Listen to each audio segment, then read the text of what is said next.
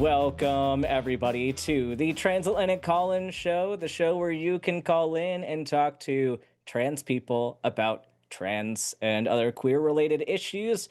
I'm Dr. Ben, of course, and with me is the one and only Luxander. I feel like, how many weeks has it been since? I feel like it was just yesterday we were on a show together, but the weeks all kind of run together at this point. So how have you been since then? Yeah, I've been doing okay. I have gotten very close to breaking my social media addiction. I have an RSS feed now, so I'm like, listen, anything I need to know, I'm gonna get through various I'll follow Erin in the morning because I get a lot of good news from her about trans stuff. Every time we do the poll every week, I'm like, let me see what Erin's talking about. What trans news is there? Because you can't reliably count on that stuff coming through mainstream places. Like, a very Yep. occasionally, I'll get, "Oh, NPR has posted something about trans stuff." But yeah, it's just, it's good, I think, to get off the social media. I have the New York Times games that I do now, so I got my Wordle that I play in the morning to keep myself entertained, so, just doing a little cleanse. How have you been, Ben? Yeah, I'm getting ready to move across the country again, so that's Yeah. it's a blast. No, it's very stressful. And I know chat was really upset kind of when I dropped the news uh last week that I'll essentially in June be switching to more of a guest status because it's really hard to be a doctor and make a 2 p.m. show that's just like in the middle of the workday. Yeah, for sure. Um, so I think like when I'm able to come by, it'll be fun, but it just might be more rare than usual. Yeah. So with that being said, like get your calls in because there's only so much longer that I'm going to be able to really talk with you all on these lines. And speaking of lines, we have open lines, and you can call in. The number is at the bottom of the screen here, 720-619-2288. If you are in the continental Americas, please use that number. If you're outside of the continental Americas, then you can use the web link in the description. There's just some audio and tech issues related to that, so that's kind of why we separate those out. But we only take a few callers in the queue at a time for advice calls or for ally calls. So if you really want to talk to us, just try to get in right when another caller is ending, and then that's probably going to be an easier way for you. If you have a hot topic or a hot take on something, then we can oftentimes get you in pretty soon. So if there's anything you want to debate us on, we are definitely here for that. Or if there's some news in the media that you've heard that you have a particular take on, let us know. We're here for Um, the spice. I'm ready to yes. I'm ready to lay some facts down. I had a really great stream last night where it was like we were just hard hitting lots of different science topics, and I was like, yeah, this is good. When I can just converse and be like, here's the straight facts. This is the situation. So those are the kind of conversations that I want to have today. Yeah, or even if maybe you're not uh like super opposed to trans rights, but if you just aren't sure what your position is, that's Yeah. another call that we'd love to take on that. Your So please, questions. please, Yeah. yeah, please get your calls in, and also get your super chats in. $5 or more will be read on the air at the end of the show, and you can vote for hashtag Team Lux or hashtag Team Ben, and the loser will have to defend a silly position. So don't forget that route as well. Um, Lux, do you want to go over to the show announcements for this week? Yeah, let's take a quick look at the schedule, y'all. So we have so many great shows, including a new Saturday show that we're going to be doing. So usually on Fridays and Saturdays, it's kind of more incidental, like, oh, when we feel like it. That's why we have "Cuz I Wanna." It's like "Cuz we wanna." But we're going to start having a new regular show on Saturdays, and this is going to be the first Saturday we're doing that. Working title right now is the Devangelicals with Justin Deconstruction Zone and Sarah.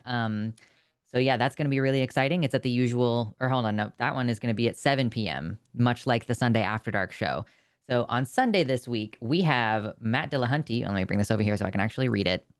On the Sunday show this week, in the morning or in the early afternoon, we have Matt Dillahunty with Austin Archer. We've got the Sunday After Dark show with Forrest and Eric, Skeptics and Scoundrels. Monday, we're going to have Skeptalk with Forrest and Aaron Adair, Dr. Aaron Adair. That's going to be a good show.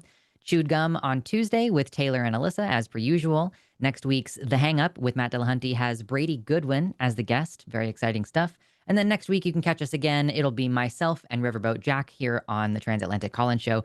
But don't sleep on the other channel, y'all. We are ramping up production on The Line. So on the Jimmy Snow and The Line channel, we'd cover more specifically political topics. You know, The Line is basically geared toward having those religious conversations, talking about skepticism and evolution and those kind of topics. We're, you know, a little bit science oriented with our Skeptalk show, but we are in the midst of some crazy unprecedented times with regards to the political situation. So you can usually catch me on Thursdays on the Calling It Now show after this. It's just immediately after this, but literally 5 days a week now, we're trying to do Calling It Now. So we've got the Sunday show between the 2 Sunday shows. We've got one that we're going to start having on Monday. After Chewed Gum, we have Calling It Now with Jimmy and Ari Mermaid. We've got one on Wednesdays that we're going to start doing regularly. So lots of good stuff, lots of growth with The Line this year. So keep an eye out for all these new fun projects and turn on your notifications with the little bell if you want to be notified when we go live. And that's all I've got for the schedule this week. Yes, and hit that like button, everybody. If you haven't hit that like button, you are wrong. It's easy And and you'll it's never free. make it. It's You'll so never fast. make it to trans heaven if you do not click that like button. That's so true. Just saying. You're a heretic. And with that, let's get into the poll from last week. All right, so we asked you, is it ethical to spend money on Harry Potter knowing it funds J.K. Rowling's transphobia? 21% of people said yes, and 79% said no. And I guess when we were looking through the comments to see why people said yes, there weren't a lot of clear answers explaining that, other than the usual, there's no ethical consumption in capitalism, but no real defense of spending money on Harry Potter itself. Lux, what are your thoughts on this topic? I know you actually picked this topic last time, so I'm curious to hear your take. Yeah, I do think it's really interesting, and I'm scrolling through the comments right now just to see, like, can I find a single person in here who is advocating spending money? And I've got a lot of people acknowledging that spending money on this directly funds anti-trans movements, like that she is directly funding political action in her country and possibly even outside her country, targeting trans people and lots of people in here saying like, "Oh, it's okay if you pirate it." So like, I wonder if we got some drive-bys on this one. Like maybe did this one maybe break containment? Not really. It only got 9,000 votes. So I don't think that this is, oh, a bunch of people outside of our community managed to see this one and comment or sorry, and voted on it without commenting. So this is quite strange. And I would really like to see, like, I really want to engage with that opposition. If there are people who think, yes, it's totally okay for me to spend money on Harry Potter, I want to know why. I really am curious what the reasoning is. And for that 21% to be that high, it seems odd that there's no one, you know, elaborating on that position. Of course, I haven't read through all like 800 comments. I'm just kind of, you know, scrolling and skimming a little bit. But yeah, so obviously my take is, you know, we shouldn't be supporting Harry Potter. You know, I am remorseful of the ways in which it has lodged in my head. Like sometimes I'll say like mischief managed or whatever, like little tiny things like that, or like, oh, you know, my partner got a new Lego set and there was a cool tree. And my first thought was like, oh, that's like the Whomping Willow. I'm like, fuck. So that's unfortunate. But I think the biggest problem, yeah, is spending the money on it. And then as an additional thing, I know that some folks will make the argument like, oh yeah, we can pirate it. Pirating it is morally acceptable. I still think that placing intellectual value on this intellectual property is buying into it in a different way. Like the attention economy, I think matters. And there are going to be plenty of people who are engaging with this story and everything uncritically. They're not critical of that. And I think that you are allowing and being a little bit permissive about those people who are like, oh, I'm going to go to Harry Potter at Universal Studios or whatever. We should really be starving this, in my opinion, of any and all attention. And maybe I could be a little bit uncharitable and say, grow up, find a better fantasy, find something else that's got more to it than like fat phobia and ableism and just constant bullying and hatred to multiple characters in the storyline who didn't deserve it. So anyway, I got lots of opinions about this, and all of them are basically boiling down to stop. Yeah, yeah, and I had this discussion last week, and I totally agree with attention starving this thing. Like, and Mm, I also said last time that if you come across an ad on Facebook or whatever, like just ignore it. Like, because we know in this uh age of social media, like all clicks, like all views, like all attention promotes it and it tells the algorithm that this needs to go out and see more people, whether or not the attention is positive. So like keep that in mind. Like don't give in to the rage bait either. Like don't comment on the post. Just let them slide by without any attention. And hopefully, I mean, I don't realistically, I don't think enough people are going to boycott it for it to really do anything to no. J.K. Rowling. She is super super rich, and she will not feel the financial consequences of any of this. But I think just from an ethical standpoint, we should just not be giving it any Yeah. attention at all. I might So cancel my HBO because I just kind of checked really quick on Google. The release date for Harry Potter season one is supposed to be around Christmas, which fucking puke. Um, but I have a House of the Dragon coming this summer, and I'm excited about House of the Dragon. But I will cancel my HBO for a few months, like as a protest. Like I'll stop using your platform for at least that period of time. Again, I understand people being like, oh, just flying the black and white flag on the high seas situation. But yeah, I just think we should starve her of attention and try our best to not financially support this. You know, if you if you really can't stop, then I guess like there's nothing I can say that's going to convince someone to stop if you don't already think that supporting this intellectual property is inherently harmful. But you know, that's pretty much it. yep. Yeah. Yeah. All right, let's go to this week's poll. All right, so this week we're talking about should all female athletes be forced to undergo genetic testing to compete in the women's category? You can vote yes or no, and that will be in the side chat for you all to vote on, and it will be on the channel proper for you all to vote on throughout the week. So we will get into that in a little bit, but um, how do you feel about taking a call? Yeah. So I don't think we have any contentious calls yet. So I just want to make another shout out to the phone number 720-619-2288.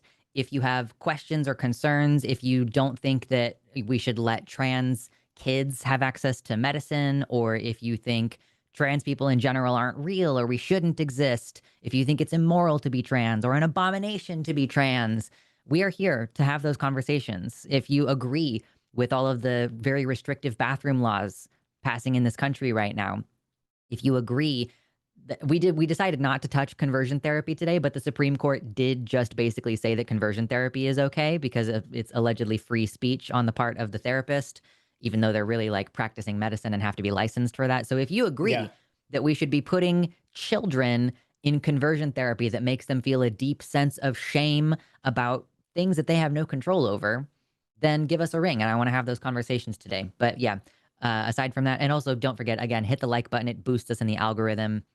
If you want spicy calls, giving us a like is the probably best thing that you can do to help us get that.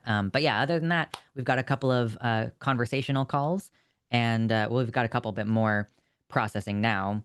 Um, do we want to wait for that one? Oh, I mean, that's Gohan. Do we want to wait for Gohan to get screened? What do you think? Do you want I to wait mean, for Gohan? I feel like it's good to start a show off strong. Like I feel like the advice I'm calls, okay to it's better wait. to get in a little bit later. Yeah. Okay. Yeah, I'm okay to wait for a second. Cool. Cool. Cool. Um, yeah, I did see something in the side chat of somebody wanting to know more about my content because they've Yeah. seen Lux's content before. I believe our mods occasionally throw out links there for you to check out. Uh, my channel is going to be shifting a little bit as I move and kind of start this new chapter of my life. So I'm actually shifting probably to a little bit more vlog style content because that's probably all I'm gonna have like the energy to do while Mhm. I'm working 80 hours a week. So Yeah. it'll be more just about, what I'm doing so y'all can have updates. But y'all can go back and watch some of the other stuff. And I will be doing some more political based commentaries in the upcoming weeks. So this week we're talking about I'm going through the HHS Facebook page because there's some posts recently that are just out of touch. So Oh boy. I'll be going through the comments on those as well, and it'll be, I don't know, it'll be something. Um, Exciting. Yeah. yeah. Although I think we have a new rule that we're not letting Gohan on the show if he doesn't give pronouns. Like, I'm pretty sure, correct me if I'm wrong. Okay. I remember Jimmy saying that Yeah. before. Yeah. So if he doesn't give pronouns, um, oh my God, I guess I want to give a little bit of background on this because I don't know if you were there, Ben, but Mhm. we did a call with Gohan a few weeks back with Josie and myself, and she was kind of trying to address his whole thing where he's like, I don't understand gender. I don't know why you would care about pronouns. And she was like, well, maybe you're agender. Yeah. Maybe you just don't get it because you don't get it. And that's fine. But that doesn't mean that it's not real for other people. And then Gohan Oh, called he again gave no. later. Do what? Yeah, he gave no pronouns. This time, yeah. So, but the next time Gohan called after that, he said that his pronoun was Saiyan, and that we needed to respect his neo-pronouns and that he was agender. And I was like, wow, that's fucking bullshit, actually. He called chewed gum, I think it was. Uh, so yeah, that backfired a little bit, I think. And he has given no pronouns this time, so So I no. don't know whether we're gonna take that or not. Um, I mean, we could leave him in jail for a little bit, or I mean, if we have the rule though, I feel like we should just enforce that. You can learn your lesson. You can come back with pronouns, Yeah. or you could just not talk to us. As Jimmy Uh, said, it's like taking off your shoes in my house, right? Like, you yeah, just need to have a respect for the process, have respect for the fact that, this is an etiquette thing while you're in our space. And if you're going to be obstinate about it, then why should we let you have access to the hundreds yeah. of people here watching? So, yeah, but I whatever. We've dropped got him. other callers waiting. Yeah, I dropped him. You can call back. You can follow our rules, or you can just not get your call in. Yeah. Okay, Um, cool. all right. Is there you want to go down the list, or do you want to Oh, I suppose we can any just one go of down the these? list for now until we get something fun. All right. Let's talk with Dale. They, any pronouns from Virginia. Dale, you are live on the line with Dr. Ben and Lux. Sounds like you want to talk about being agender and non-binary. Sounds like this is a great call for this week. What do you want to talk about? Oh, it sure is. I want to talk about being agender and non-binary, and navigating that in a super, super gendered world, queer culture included. I Sure. called in to Ben and Riverboat Jack a few weeks back, and they said, call back when Lux is in, because Lux is agender. So here I Yeah. am. Well, cool. What did you have specifically, or did you want to pick up from something that you talked about previously? Was there anything in particular that they weren't able to dig into for you? Well, my issue, and sorry if the connection dips out at all. I'm in my basement, but this is a recent discovery for me. I figured out the autism a couple of years ago, and then from there, more and more and more. And autistic people are usually queer or gender queer in some way, and that includes me.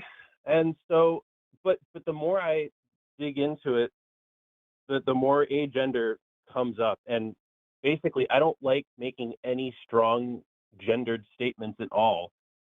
And strong gender in general is difficult for me to navigate, you know, amongst people, in social situations.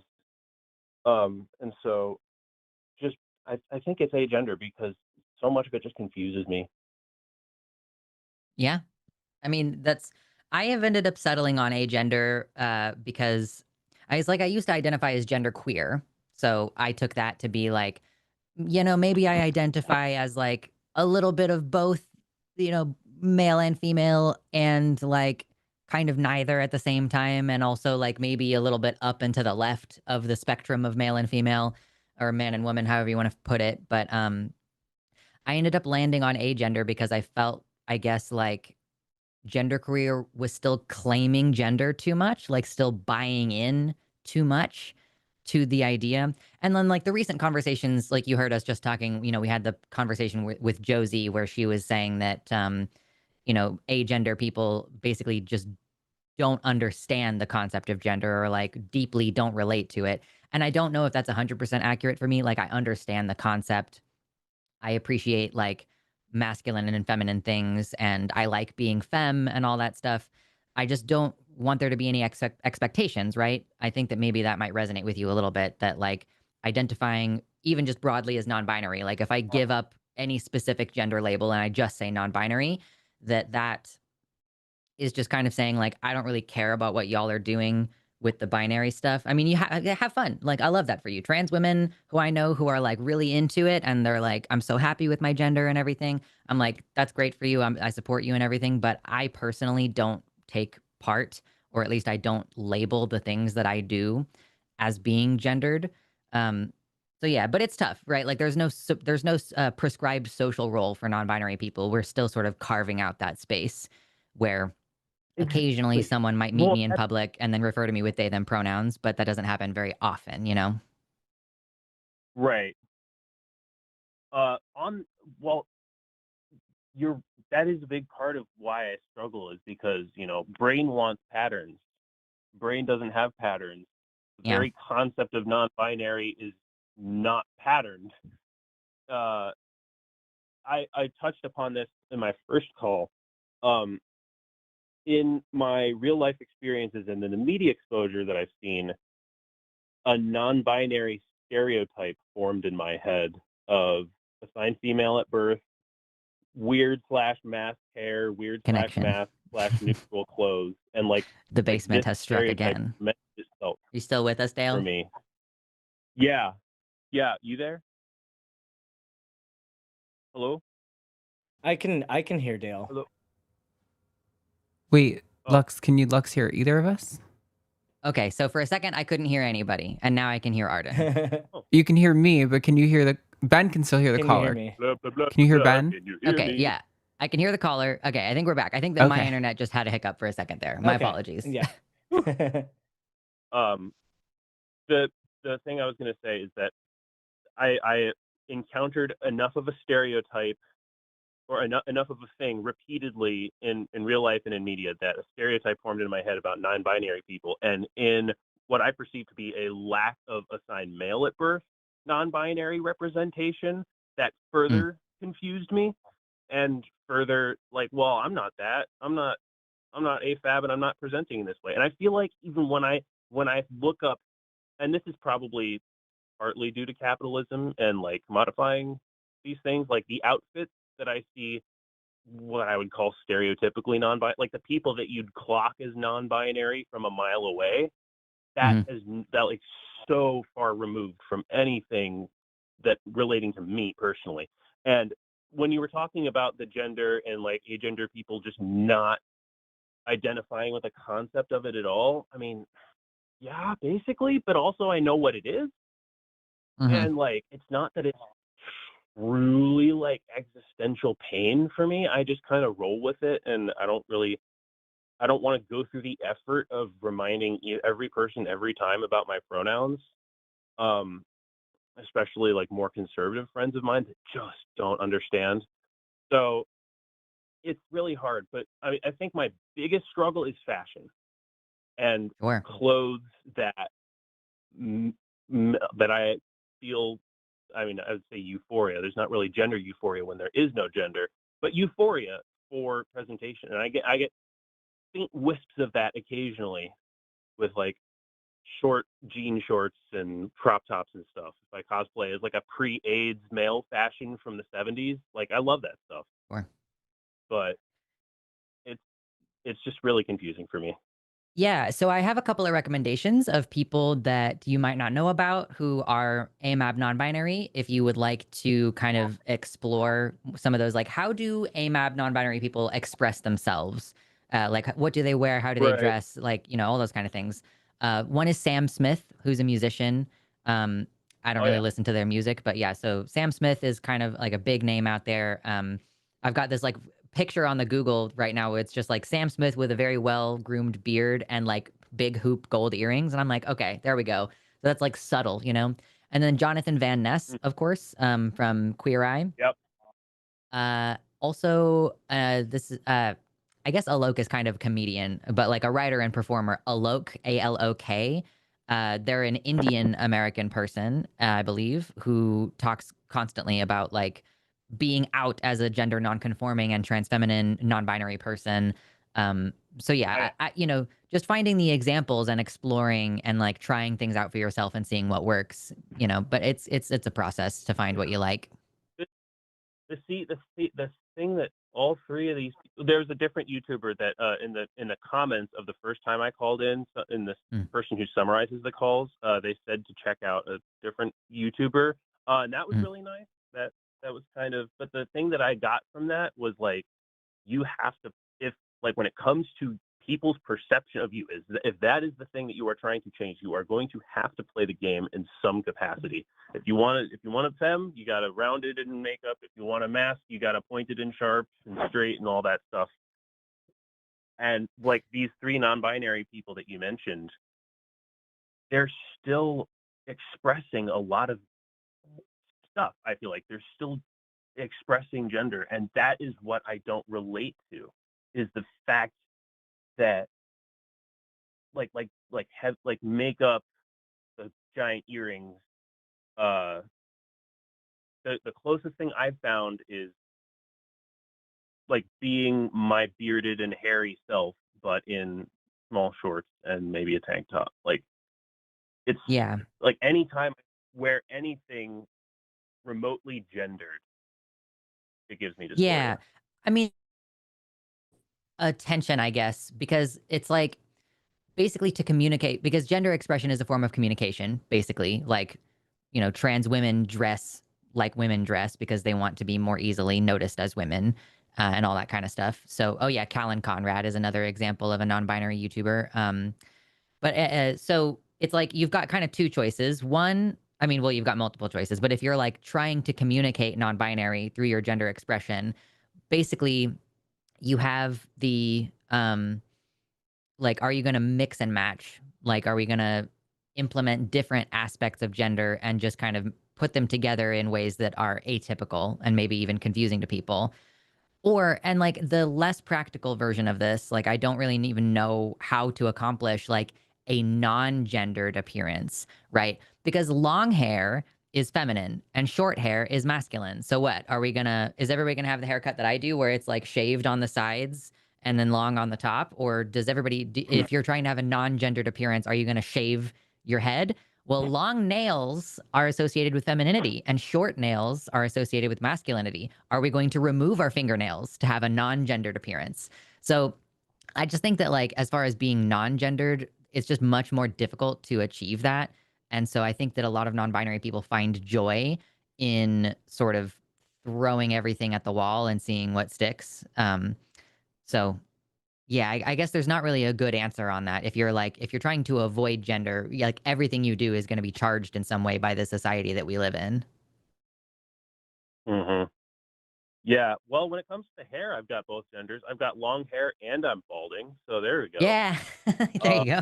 but but you're right that you can just go microscopic as possible to the things that are perceived as gendered, and then at the end of the day, like people are going to see the the the male body and the beard and the voice, and if I'm not making any strongly non-male statements, they're probably just going to go he, because it's what you do. And Yeah. there isn't any at the end of my pronouns, not because, well, I don't know, I'd really much prefer if he weren't used, but Mm. at the same time, I don't feel like I can claim she because I'm not a woman. But then it's all confusing. And another thing that screwed me up, my non-binary therapist, my therapist who is non-binary and neurodivergent and all that stuff, was talking to me about how there are people who identify as both men or women and non-binary simultaneously. And for some reason that sent me into a spiral of like questioning like my own decision to be like, well, maybe I am a man, maybe there's no escaping it, like that sort of thing. How even does I'm that just going to work? let you know that no cis person has that kind of existential crisis. Like cis people aren't like, Well, oh no, clearly. maybe I secretly am the thing. Like, I don't know. Yeah. Or maybe the thing that I think of as man is like the men that we all complain about. The men that are ruining things for the other men and the men that are being toxic and wanting desperately to not be perceived as that, to not be perceived as unsafe or callous or dumb. Yeah. I Uh, mean, so I think and that, so from the other side, a lot of assigned female non-binary people run through this phase, and maybe even trans men as well, where it's like, am I really trans, or is this just internalized misogyny? So you're kind of describing a similar phenomenon where it's like, am I trans, or do I just not like patriarchy? In which case I would say, like, if you want to dig into that, like, first of all, if you don't like the idea of identifying as a man, then that's dysphoria and you aren't one. But if you are interested in exploring, like, could there be a positive version of masculinity, then looking for positive examples of masculinity and seeing whether you relate to that could be beneficial, right? Like David Tennant is an ally. He's a masculine man, but he's also a caring father and like a good person and all this stuff. So you could also search for types of masculinity that resonate with you. But, you know, if it turns out like you go, oh no, I actually don't like to identify with manhood, even if it's a positive representation, because that's kind of the process I went through. That's like, is there a version of womanhood that I would be comfortable with? And so I tried all different things, right? And then like that didn't really work. I was like, oh, even if I was a masculine woman, I still wouldn't like that. And then I thought that I was a trans man for a little bit. And I was like, what if I was like a masculine trans man or even a feminine trans man? Didn't really like any of that. And so, yeah, it's just like, okay, well, I'm non-binary and that means I'm going to do whatever the fuck I want on any given day. So I don't need to have any gender put on me. That's something society is putting on me. And I'm just letting that slide off. And I know that people are going to perceive me as a woman and I just don't care anymore. And that's me 15, 16, 17 years into my transition. So I can't impart that to somebody who's brand new at it. You're dealing with this all for the first time.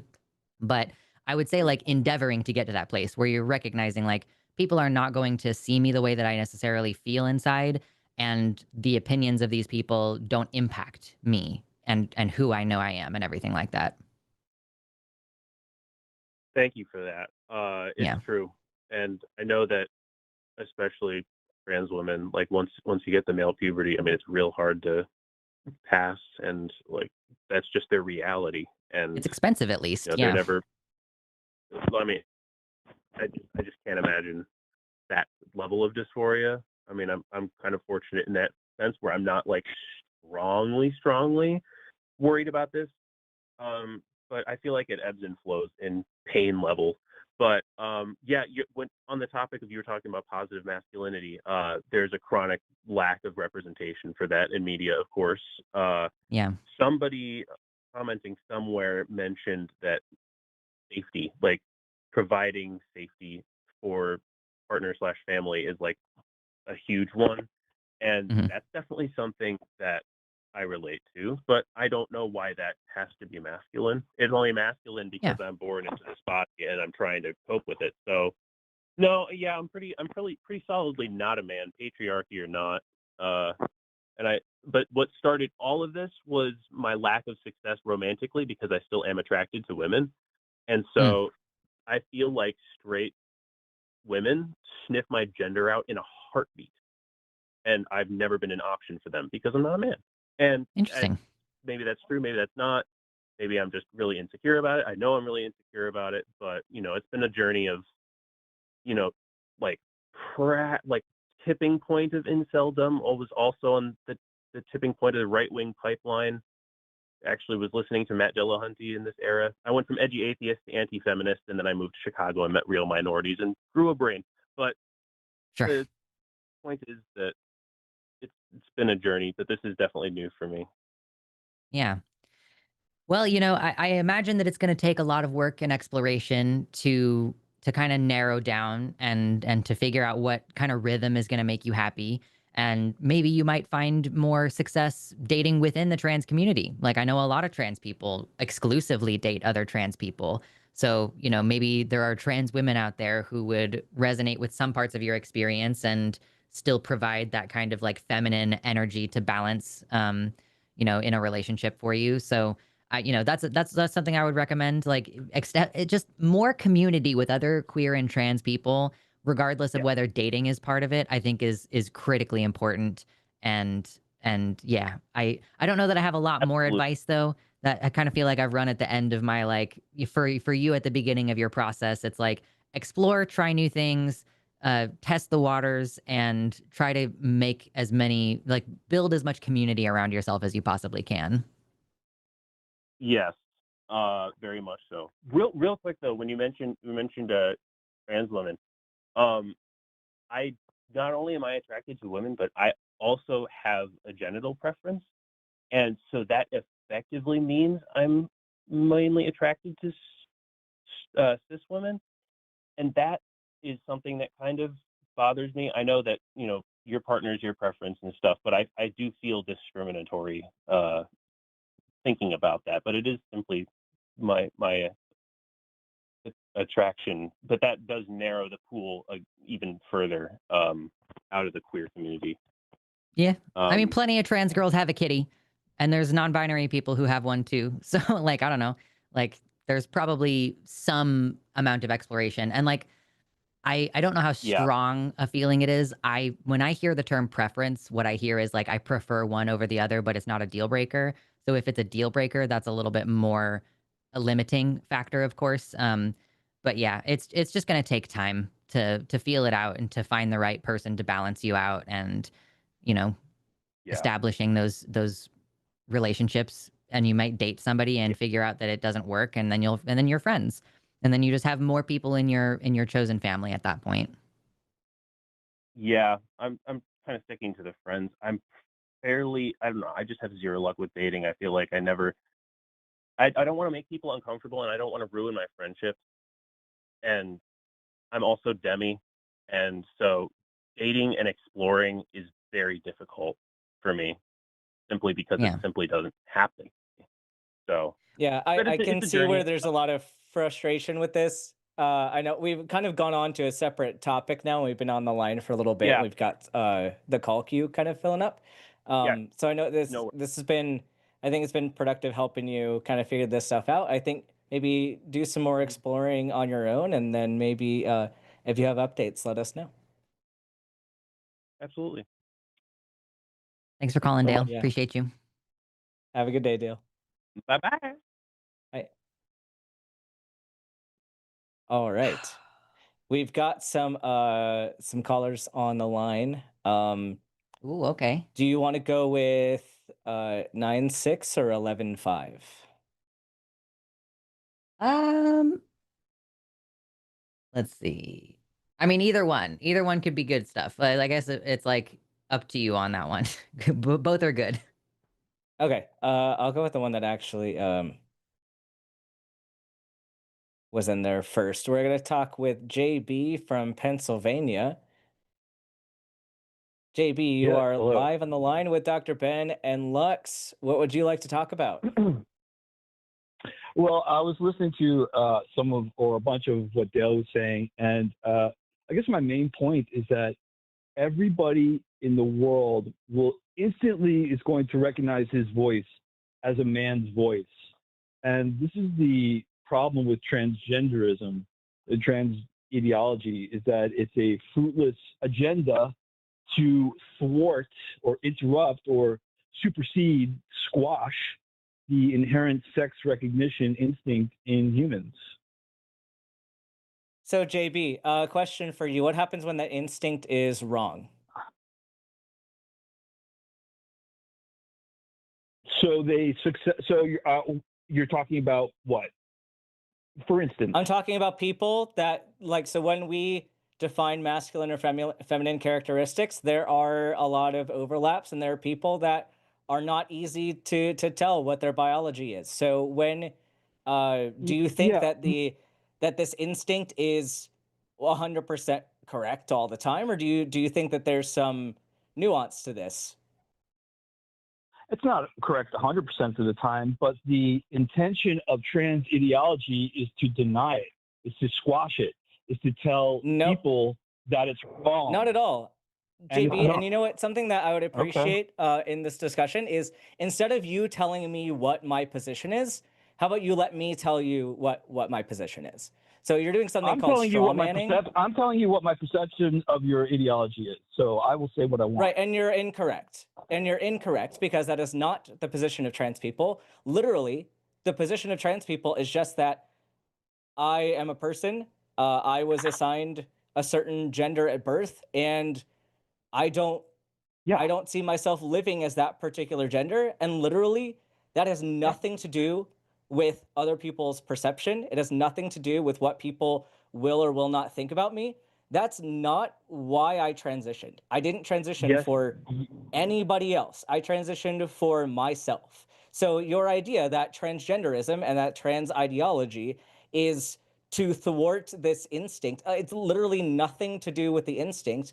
And in fact, like, going a bit more personal for me, I don't want anything to do with sexual relationships with anybody at all. So whether I'm trying to convince people of like what my sex is kind of irrelevant to this whole conversation. So um, how about let's go with that. Let's go with trans people just want to exist as a gender that they feel comfortable living as.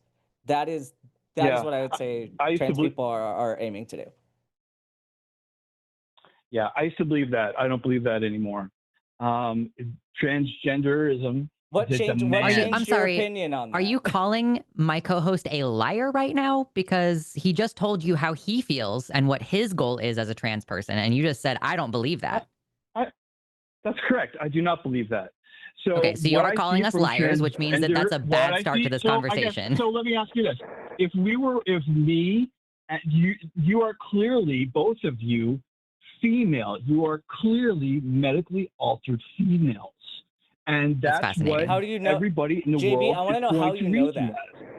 How do you? I don't. Most I people know don't if think you that have- about me, so that's fascinating. Most people assume They're that being I'm polite. male. They're being polite. They're being polite. to JB, you. I don't think Are you you have looking at any the screen right access- now? I don't think you have any access to my medical records. I don't think you have access to my karyotype. I don't think you have access to any of that information. So you're literally just making an assumption based on what you think. And that's what my initial point was to you, was what happens when your assumption is wrong? How do you make decisions about other people? How do you go about your life if this matters so much to you? So let me ask you this. If we were working in the same organization, should I suffer any penalties if I refer to you as she, her? It's I called workplace never- harassment. Typically, that's typically what that. It's in the same way that if you had a hold on 1 second, JB. If you had a coworker whose name was William, and you insisted on calling him Billy, and he said, "I don't appreciate that. Stop doing it," and you kept doing it, that would be a case for workplace harassment. And that is the same level of respect that trans people are asking for. And I would really like you to listen to me and not be like ready to interrupt me every other word. That would be great. Listen to my full statement and then have a processing moment and then think and then respond, because it doesn't sound like you're listening. I've listened to you guys for years. Well, this Go ahead. conversation right now, I would like you to give us both the respect of waiting until we're done talking before you jump the gun into making your comment. I don't appreciate being interrupted.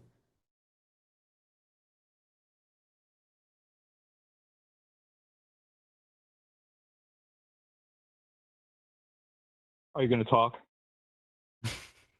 Are you going to be rude now? Did you hear that long silence? Yeah, I did. I have ears. Although my internet's being a little bit weird today, so sometimes I get silence and it's just my internet shorting out.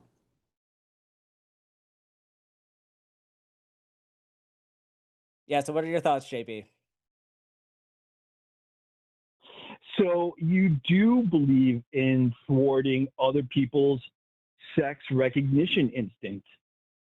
You do That believe is that. not at The all. harassment, the harassment JB. is in your demands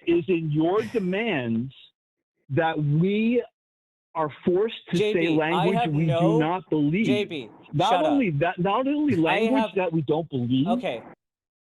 JB, there's a clear difference. Even in your argument makes zero sense, because whatever you think about somebody else, I have no control over. I cannot penalize you for what you think about somebody else. If you have thoughts in your head of this person was assigned female or assigned male at birth, I don't care. That means nothing to me. Right? We're talking differences. You are claiming that we're trying to thwart an instinct, which is, I mean, you have to demonstrate that that instinct exists and that there's something to thwart in the first place. But also, if that is the case, that's something that you're thinking about that's not necessarily related to your action. So when you say, if you call somebody she, her, that is an action that you are choosing to do. You are interacting with another person. So what you think in your head is whatever. I'm not going to police that. I cannot police that. But it's your action of somebody saying, I do not appreciate being treated this way, and then you treating them like that anyway. That is something that can be penalized, and that is harassment. All right, I'm going to unmute you. All right. Am I still on? You aren't. Were you talking the whole time Hello? that you were muted? No, I was not muted. I was not talking.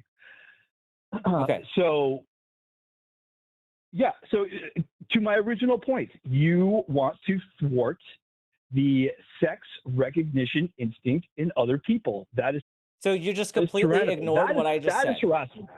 That is harassment. No, you ignored what I said. Okay, JB, I'm muting you again because you did not listen to me, because I explained the difference in instinct versus action, and you went back to your original point as if I said nothing. So here's how this is going to work. If we're going to continue this conversation, you are going to listen to what we say, and you can address the thing that we're talking about instead of just going back to your original point. So if we can keep this a productive conversation, then we can continue. But if you just keep going back to that point without making any further progress on this argument, then we're just going to end here. So we're going to try this one more time. All right. So respond to my point about action versus your claim of instinct. Yeah, the action is based on instinct. So we eat when we're hungry. You can't say, "Oh, you're hungry." Well, now your action to eat is somehow completely divorced from your instinct. It's not. So no, you're actually making the same point that also, no, that example works exactly with what I just said. No, okay, because your example is directly what I just said. So you have the instinct for eating, and you have the instinct that you want to eat, that you should eat, and the action that is eating. You can suppress that instinct and choose not to eat. Like that is, in fact, like a lot of people when they're in the hospital and they can't have anything to eat because they're going for surgery, they have an instinct that they want to eat, and they could just order something on DoorDash and have it delivered and violate the recommendations of their doctor. But a lot of the time they choose not to, because they would rather get better and have the medical care than satisfy that instinct. So your example does not support your argument. So again, tell me, like, how asking people to not harass them is a violation of an instinct. Here, you are. It absolutely should be. There you go. It absolutely does. If I was hungry and you prevented me from eating, would that be harassment? So that again is an action. Alexa, muted myself. I was hungry. We have and you other prevented terms to me from describe eating, that. Is that harassment? Well, like, okay, so if you have a child who wants to eat ice cream right before bed, do you think telling them that they can't have it is harassment? It's a child. It's a child. I'm talking about adults. Okay, well, whatever. I don't really So care about your opinion anyway. So I actually want to ask you a question, JB. I want to clarify something. I want to ask you a Can I make a question. point? Can I make a I point? want to ask you a question that will help clarify your position, JB, because I don't understand what your point is, and I want to understand what your point Yeah, is, I know and I you have a don't. very specific question. You- Okay, so You guys think, don't understand anything. excuse me, I'm still in the middle of talking. Sorry. This is our show. We're going to ask the questions. So when you say, oh, you're trying to thwart people's ability to perceive sex by undergoing hormone treatment or whatever, by physically changing your appearance, you are saying that as though it's bad, and I want to understand why you think that that's bad, or do you think that that's bad? Because it's you're presenting it like it is, so I want to know why. Because civilization is built on certain truths, and the separation of the genders, the reality of the genders and gender roles. We didn't get to this point in civilization by dismantling gender roles. It's an absurd... I have another follow-up question. Thank you for explaining. I have a follow-up question. Are you Christian or religious in any way? No, I'm not Christian. I have a spiritual belief system. What are your spiritual beliefs? Reincarnation. Okay, so you believe in something fake. You believe in something untrue for which there is no evidence, and you're in my house telling me and my co-host that we are the ones denying reality and that what we are doing is not based in scientific fact and that we are trying to thwart people's... you just have no legs to stand on. You just have no legs to stand on. This is deeply unserious. My belief system has no effect on your actions, on your speech. It's your belief system that demands suppression of my actions and my speech. Did you know, JB, that trans people don't want to force you to say anything? If you want to avoid pronouns, for example, you're allowed to avoid pronouns. It's just not cool for you to continuously assert something on us. If you want to avoid using pronouns when talking about me, I don't care. But I legally changed my name, and so it wouldn't make sense for you to keep calling by the name that I was born as. And I have legally and physically changed my sex, so it also doesn't make sense to continue calling me what I was born as, because I physically and legally changed those things. So, like, I don't know what you're talking about. They're fictions. They're fictions. They're Orwellian fictions. The legal gender marker on my driver's license is a fiction? Is that what you're telling me right now? Yeah, the legal process, the court orders that people get where the judge says you can change your legal sex marker, and when the doctor says you've changed you've changed your biological sex, like, it's a fiction that I can change my biological sex. I think you just don't know fucking anything. You haven't changed your biological sex. You've changed certain characteristics. You've altered your biology. What is sex, JB? Yeah, give us your understanding of what that is. Biological sex. All right, so listen, there's an unfinished point that we keep, skipping around. My point, I want to point out the hypocrisy of you guys, that you do want to force my behavior. You do want to thwart the sex recognition instinct. I just said you can avoid pronouns if you feel like it. That's okay. You do want to control my behavior. You can stop using pronouns. That's fine. I don't care. JB, no, it's not.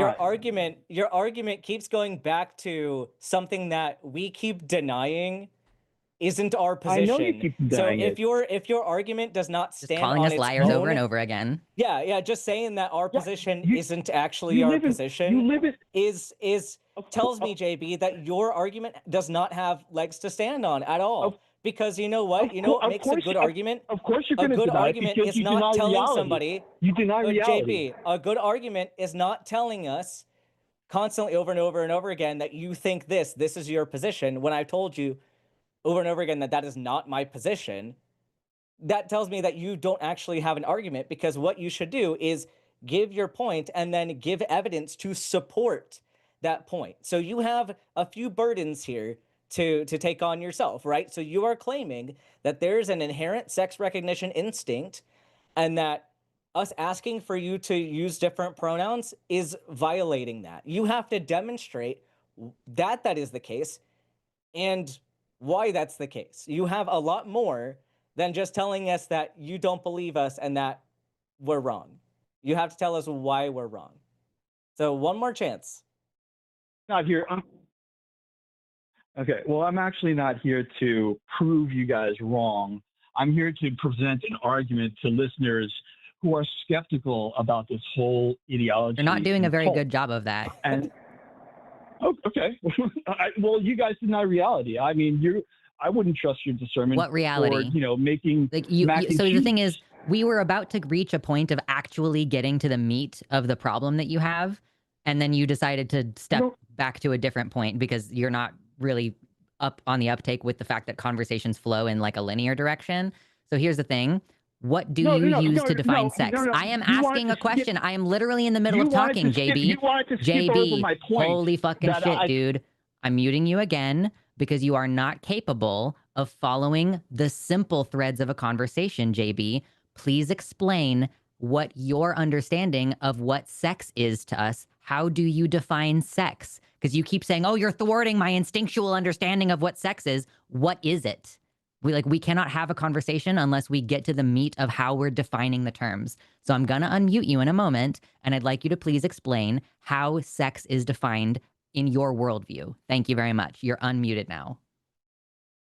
No, I'm not going to dance to your tune. I'm going to reiterate the point. We're just going to hang up then. If you're not gonna come to a place where we both understand what the conversation even means. Okay, I'm gonna mute you again. Oh, good. Did you drop him? I dropped him. Oh, I was gonna tease another couple minutes out of him. Sorry.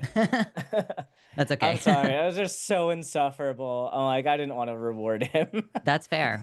I just wanted to pin him down on it. Like he dodged the question because he is. Let me tell Arden. Hold on. He dodged the question because he knows that that's like the point at which we could actually start getting into the meat of our disagreement with one another. Like he keeps being like, you're thwarting the definition of sex. Like, okay, what does that even? What is it? What is it that you're trying to say here? It's like, no, we're going to dodge. We're going to go to a different point. I'm not here to actually have a conversation. I'm here to evangelize to your audience. Like, okay, bye. Toodles. Yeah. Anyway. It's just, not even a single argument presented. Yeah. I know we still have the poll to get to, but I don't want to lose this other contentious call. So you think about taking this one and then we can go from there. All right. Sounds good. Let's talk with James, him from New York. James, you are live on the line with Dr. Ben and Lux. What would you like to talk about? Sounds like you were making some opinions in the side chat. I was trying to voice some opinions in the side chat, and it seemed anytime Kalasia told me to call in or to respond to something, I was put on timeout so they wouldn't see my response there. Yeah, the chat is not where we host our debates. We host debates on the calls. No, so understood. Understood. But yeah, what were you saying in the chat? I wasn't reading it. Unfortunately, we can, if you'd like, we can just get into discussion. I don't remember exactly what I wrote on the chat. Let's do it. It was like 20 minutes ago, so I don't remember exactly. No problem. Yep.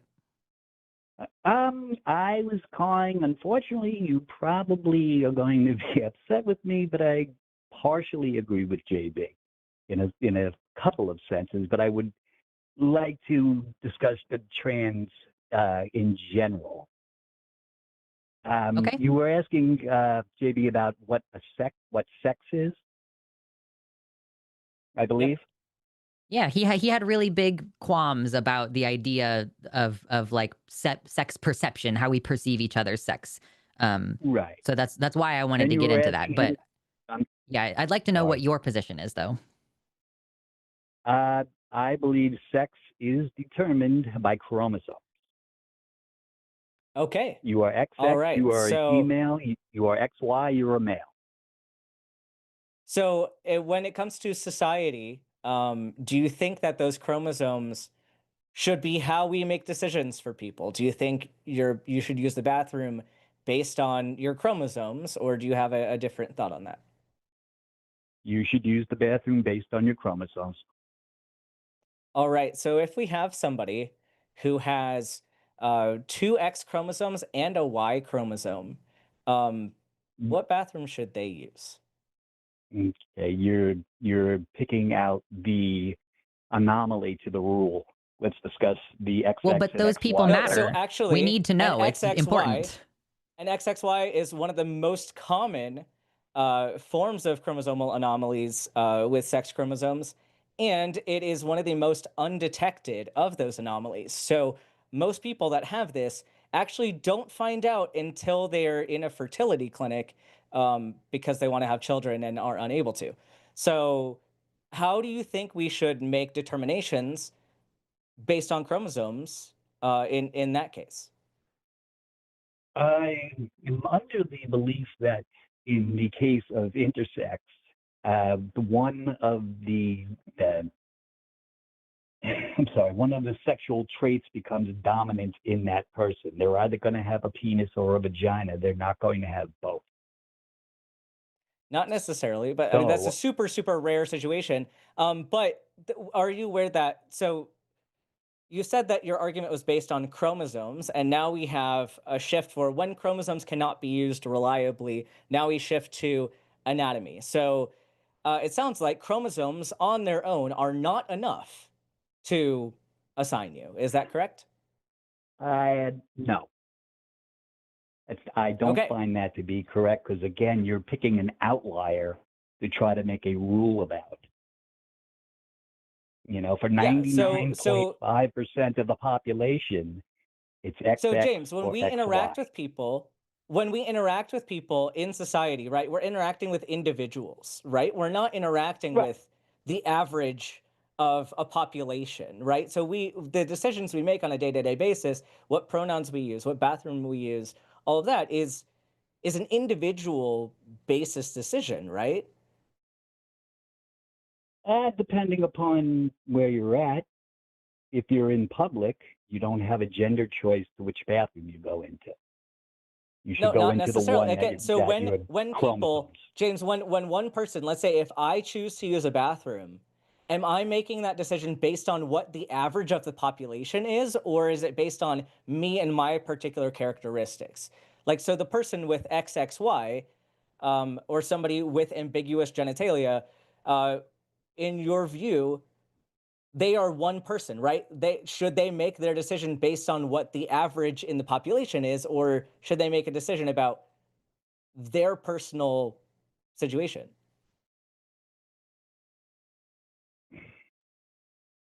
Again, I understand what you're saying, but again, you're looking for less than 1% of the population It doesn't to matter have because rule right over when the you're other talking to a 99%. person, or whenever you talk to somebody in front of you, do you only think of the statistics? Like I'm going to give you a more concrete example of this. So I'm a doctor, right? So let's say somebody Yes. comes into the office and they're concerned that they have I didn't mean to like cut this you off. person. What doctor are you? What field? I'm a medical doctor. Specifically, I'm What going to end up being branch? I'm going into training to be a kidney specialist. But let's say somebody comes in and they have Graves' disease, which is a condition related to the thyroid. And it's a really small percentage of the population that has this condition, probably around 2% or so. So if this person comes in and they say on their paperwork, they say, I have this thyroid condition and you should know about it. Should I make decisions based on the average of the population, or should I make decisions for that person based on their medical history? You got it. The point I'm trying to make is that regardless of your medical history, regardless of any hormones you've taken, any surgeries you've had, you're always going to be what you were born as. Yeah, so James, Now, I'm telling you this in the example because XXY case, you're you know, making that's an outlier. James, It's a you are very small making percentage. a It's hard to logical adjust. fallacy. James, you are making That's a a logical logical fallacy? fallacy. Yep, you are. Because what happens if I had that person in my office with a thyroid condition and I treated them, if I said the statistics are so low that you have this condition, I'm just going to write it off and pretend like you don't have it and treat you like anybody else. I would be using medical malpractice because I'd be misprescribing. I'd be ignoring a condition that needs to be treated in a very specific way that could lead to harm in that person if it is not addressed in that certain way. And so what you're doing is you're using population level statistics to make decisions for individual people, and that's called an ecological fallacy. So statistics Okay. on a whole are useful in population level decisions. So if I'm making a general determination about these are general guidelines for people age 50 and above for heart attack screening and all that stuff, that's a time when you can use generalized statistics.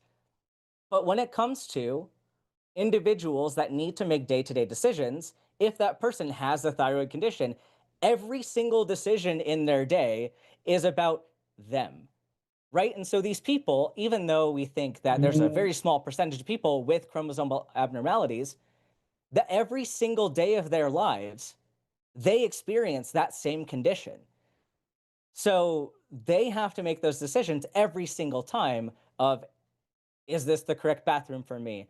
Am I going to be like seen in a certain way because of my condition? Am I going to be legislated out of the public because of particular conditions? And that's why we need to focus more on the individual, because like you're saying, there are exceptions to these particular rules. So maybe the rules aren't sufficient to account for these situations that do happen on a pretty regular basis. If you think about the amount of people with these abnormalities, that's still about 5 million people in the United States. So, and that's not a small number. So how do we legislate for those 5 million people? Or do we just pretend like they don't exist?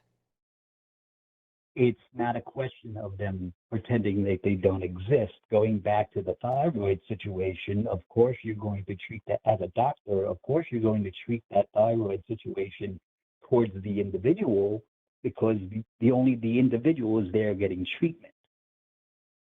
Yeah. For that individual, from getting their treatment, one, it shouldn't really affect which bathroom they choose, because a thyroid condition doesn't affect going to the but bathroom. going back to that person with Klinefelter, it does determine it. And so I need to treat that person with XXY in an individual way. And so James, like, let's say, so even with the this group of people who are the exceptions, if you will, to the binary, how do you tell, like in a bathroom situation, how do you tell if someone has one of those conditions or not? Do you, to what lengths do you investigate before somebody is allowed to make that decision for themselves of them getting to be that exception? When I'm in the bathroom, I don't care what type of abnormality you have inside your body. Exactly. Then why would this matter? Exactly. Why would it matter? Because you're invading a space that shouldn't be. But you're just saying it doesn't matter. Actually, like you're saying you don't even notice. You're saying you're not testing people's chromosomes. No, but okay, hold on. I have a question, James. I've been letting Ben go because I kind of dominated the last conversation. So I want to get in here though. James, have you been karyotyped? What are you type? Karyotype? Have you had your chromosomes tested? Not that I've thought about. I've never doubted the fact that I'm what justification do you have for using male or men's public restrooms and locker rooms? What justification do you have for doing that? Because you don't even know if you have XY chromosomes. Do I really need to take a test to know that I have XY chromosomes? Yeah, actually, because the SRY gene can be translocated onto the XX chromosome. You could have XX chromosomes and be developmentally male because of a translocated SRY gene. It's actually way more common than you think, James. You know how, like, I don't know if you've ever, I remember this movie from like the 90s where a woman did genetic testing in her like high school biology class and found out that she was mixed race or something. It was the plot of a whole movie. We used to do this on the regular in college classrooms or in advanced high school classrooms, where we would karyotype, the students would karyotype themselves to learn about genetic testing. And it is so common for students to find out that they have atypical sex characteristics, or atypical sex chromosomes, I should say, that we've largely stopped doing it because it causes people like existential crises, and like you're in the middle of trying to get through college right now. We've stopped doing that kind of testing on a normal basis. So we don't actually have good numbers for the prevalence of intersex conditions. You know, you want to claim, oh, it's only 1% of Americans, which is still like 3.5 million people. And like that's it's only talking about America, but we actually don't know how frequent this is because we don't typically karyotype people just for funsies. It's like Ben said, it happens when people are going through fertility treatment because they are unable to get pregnant or something. Okay. So what justification do you have, James, for using the restroom of the men if you think, because this is your position, that bathroom use should be predicated on chromosomes? Because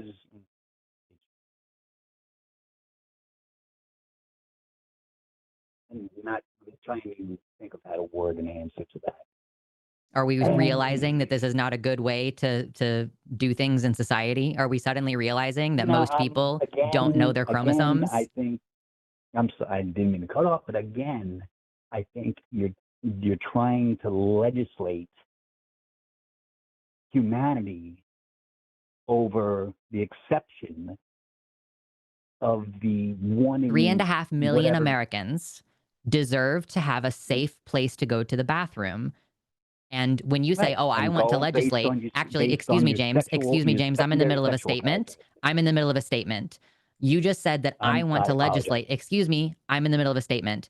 You just said that what I want to do is legislate based on the exception. But in fact, there wasn't any legislation around bathroom use until 2016 when North Carolina decided to attempt to pass a bathroom ban on trans people. So I don't know how old you are, James, but I'm going to bet that you and me and Ben, all of our ages combined, trans people have been using public facilities that match their gender since before the collective, all three of us have been alive, like for over 100 years, like, and beyond. Trans people have been legally and safely using public facilities that match their gender, regardless of their chromosomes. And there has never been a problem with this until right-wingers decided to turn it into a cultural touch point. I tend to disagree with that because I'm sure that if any, say, when you talked about back to 2016, I'm sure in the 1980s, if there were no laws, that was what I stated, was that there were no laws on the books regarding this issue until 2016, in America at least. Right, because it was just common sense that men use the men's room, women use the woman's room. If a man and trans people existed during all that time, and trans people used the bathroom that correlated with the sex that they identify, the gender they identify, and nobody cared. Yeah, trans women use women's bathrooms, and nobody cared. I guarantee if there was a situation where there was a public bathroom and some guy's girlfriend was in the bathroom, and in the 1980s, a man with a female gender expression went in and came out of that bathroom, there would have been a problem. Most of the time, James, no one even knows. Yes. Most of the time when a trans person uses the public restroom, nobody even notices. That's nonsense. You're just pulling shit out of your ass at this point. Like you're smearing it all over the walls and trying to act like this is like a position that's like supporting what you say. No, trans people have been safely using public restrooms. I mean, I'm not going to say that's always safe, right? Trans women have been assaulted for using any public restroom. Actually, I have very recent examples where trans women have been assaulted using the restroom you think they should be using. So we're talking about safety or where you belong or whatever. I actually have an example of a young trans man who died after being assaulted in the girls' bathroom, the one that you think he should have been using. So I don't really know what legs you have to stand on for any of this, TBH. Okay. What is a woman? Sorry, what? What is a woman? That's a great question. Why don't you tell me what you think? Adult, human, female, Define adult. or over 18. Define human. Homo sapien. So if a person has 15% Neanderthal DNA, are they human? Yes. Interesting. There's flexibility in your definition of human then, because Neanderthals weren't Homo sapiens. That is such a reach. Nope. You want to define terms, and I'm helping you define terms. You're trying to give us a gotcha, and it's probably not going to work out in your favor. So yeah. Well, okay. You want to keep going? You define it, please. No. We're not done with your definition. You define female now. Okay. I define female having XX chromosomes. So if a woman has XY chromosomes and she gives birth to a child who is female who has XY chromosomes because she doesn't have the SRY gene on her Y chromosome, is that person a woman? Or is that person female, I should say? Is that person female? If a person with XY chromosomes gives birth? Yeah, we have examples of this. Yep. Women, I have a case study. Yeah, totally. Yeah, like I have the case study for this particular situation, and there was a woman who was XY who gave birth and did not know she was XY until the baby was karyotyped, because the baby, I believe in adolescence, was having dysregulation with menses. So something completely irrelevant to the mother. But so they karyotyped both of them, and both of them were XY. So this does happen. So is that person a woman or a female? We don't know how often it happens because most people in America don't get karyotyped for no reason because insurance doesn't want to cover it. Like we said earlier, this typically happens when problems arise. So we don't know how common this is. And it doesn't matter how common it is because I'm interrogating your definition, and your definition has to be consistent. I'm trying to make my definition as consistent as possible. But again, you're picking outliers. But that no. Neanderthal DNA. But because the thing is, James, when we interrogate your definition, you immediately retreat to something else.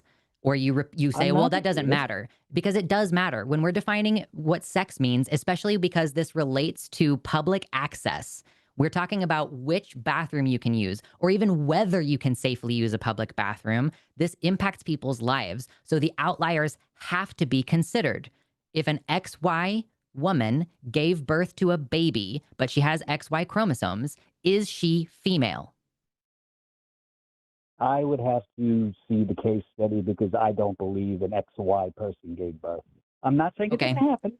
Facts don't care about your feelings, James. I don't believe that ever happened. Facts don't care about your feelings. Would look at the research.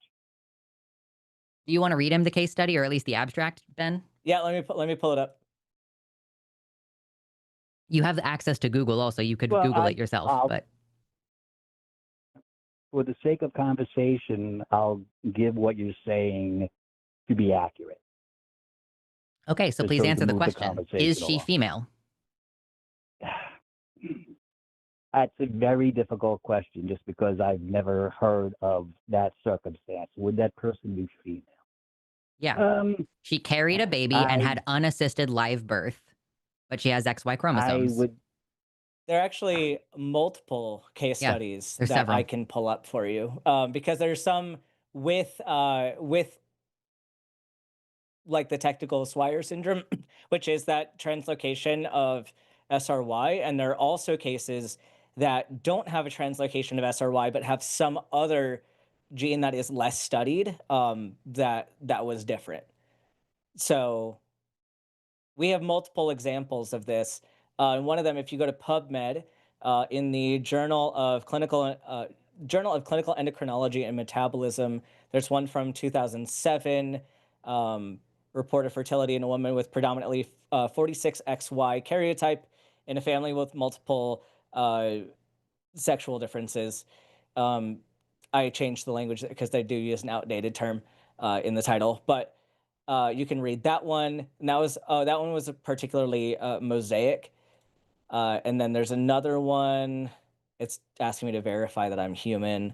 Um, this one is in case reports of women's health from 2016, rare successful pregnancy in a patient with Swyer syndrome. Um, and I can probably find more if I dug into this even further. Okay, that's fine. So how yeah, does this this does work have with that. your I'll say definition yes of for the female? sake of argument. Is it female? Oh, I'm sorry. Is it female? Excuse me. For the sake of argument, I'll say yes. I didn't hear what you said. For the sake of argument, you'll say what? Yes. Okay, so from your original definition that females are XX Right. and males are XY, you have now pulled back from that position and you no longer believe that chromosomes define what is male and female. So what does define what's male and female?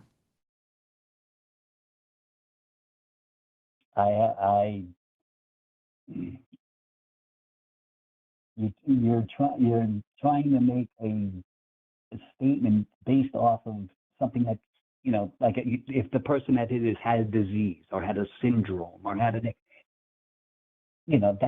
that's a medical outlier. So are You're people dodging the with question. diseases not people? Is that what we're claiming now? That if you have an abnormality that you no longer fit the human definition? They're not people. Of course, they're people. You're kind of But implying that they're they're not not the because person they you're not think they including are. them. See, James, when you have a definition and you only include the ones you want to include and you exclude the ones that you don't want to include, that's not really a comprehensive definition, right? So that would mean that your definition needs to change. It's not even a functional definition.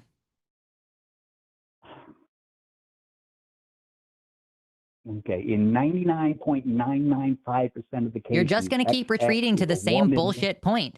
You're just going to keep retreating because you know that you're wrong. How do you define female if it's not the chromosomes, James? I'm giving you an opportunity to come up with a different answer. If you know, you've clearly just indicated that an XY person can be female. So what does female mean?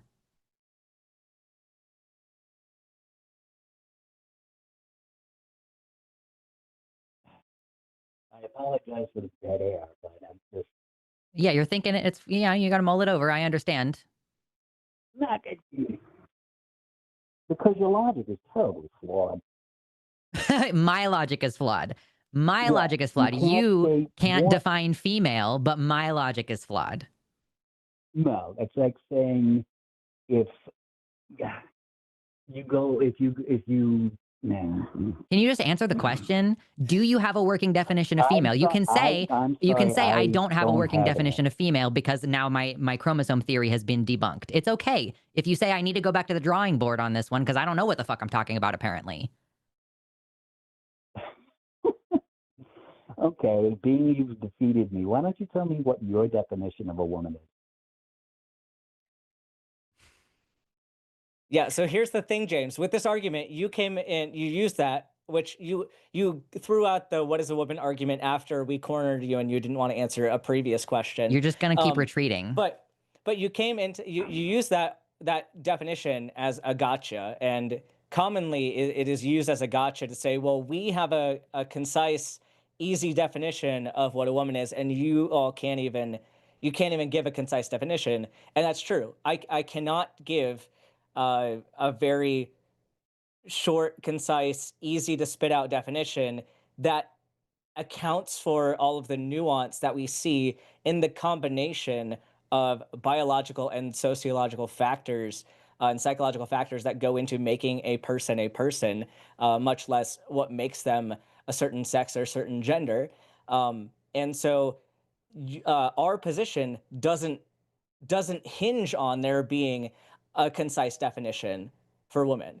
I think you can, depending on the circumstances, if you're using a paper or you're writing a paper on evolutionary biology, you may rely on a definition of female being gametes. But you have to understand that that definition is limited to that context, and you have to expand that definition outside of that context. And so when you say that, I have to ask, what context are we talking about? What is the particular argument that we're making in this? And it can get very, very complicated because ultimately what is female with regard to any number of biological fields can hinge on it's a multivariate equation. And so we oftentimes, instead of having to think about what is female as a whole, we now more look at the individual characteristics and individual factors that we're studying at that particular point. Because if I say I'm doing a study on women's health, and really what I mean is pregnancy complications, that doesn't apply to all women. And so I have to specify that in this particular case, I'm using the term female to refer to people with a uterus that have the capability of getting pregnant or have been pregnant or currently are pregnant. So Okay. it doesn't break down our position that we don't have as concise of a definition. I do In all have a concise circumstances. definition of womanhood, but I'm trying to understand what your position is, and you apparently don't have one, James. Okay. Like, I'm trying to understand what you mean by female, and you just at this point refuse to answer the question. So why would I answer your question unless Well, you're I'm asking sorry, me because you want to be instructed, or do you need to be taught what a woman is? Or like, I thought that you had a hardcore, rigid definition, and we tried to investigate it, and you weren't able to uphold your definition, and then you ran away and tried to put me on the defensive by asking me what a woman is. I'm asking you what a female is, and you don't have an answer.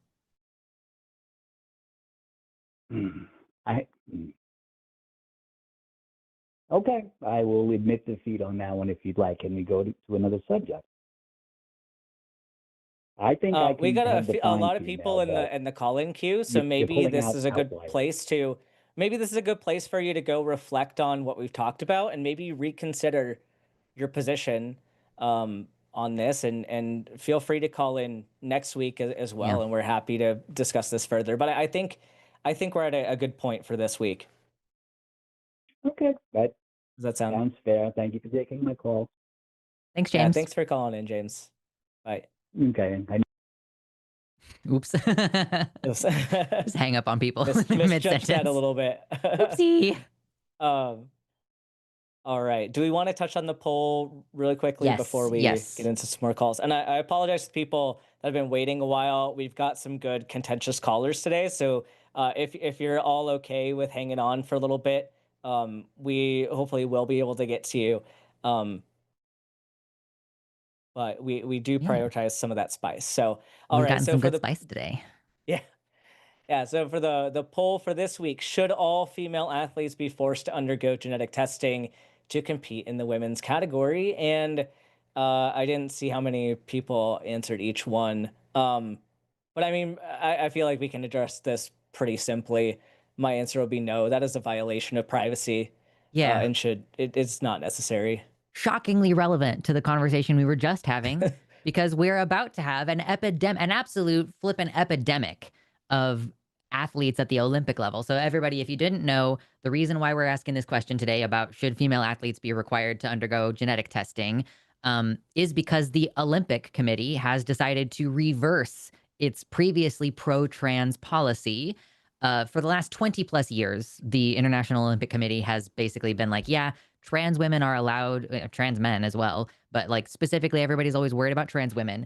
Trans women are allowed to participate in the women's category if they have like a testosterone level that's lower than most cis women naturally have, and if they've been on hormone treatment for 2+ years and all these different things. So there are sort of medical requirements for participation in the Olympics. And in all that time, I think there's only been one trans woman who's even participated in the Olympics, and she did not win a medal or anything. So there's no real reason to change the policy except to capitulate to political forces. Like the next Olympics is going to be held in the United States, or one of the upcoming Olympics anyway, will be held in the United States. So this is just capitulation, and there's no reason for it.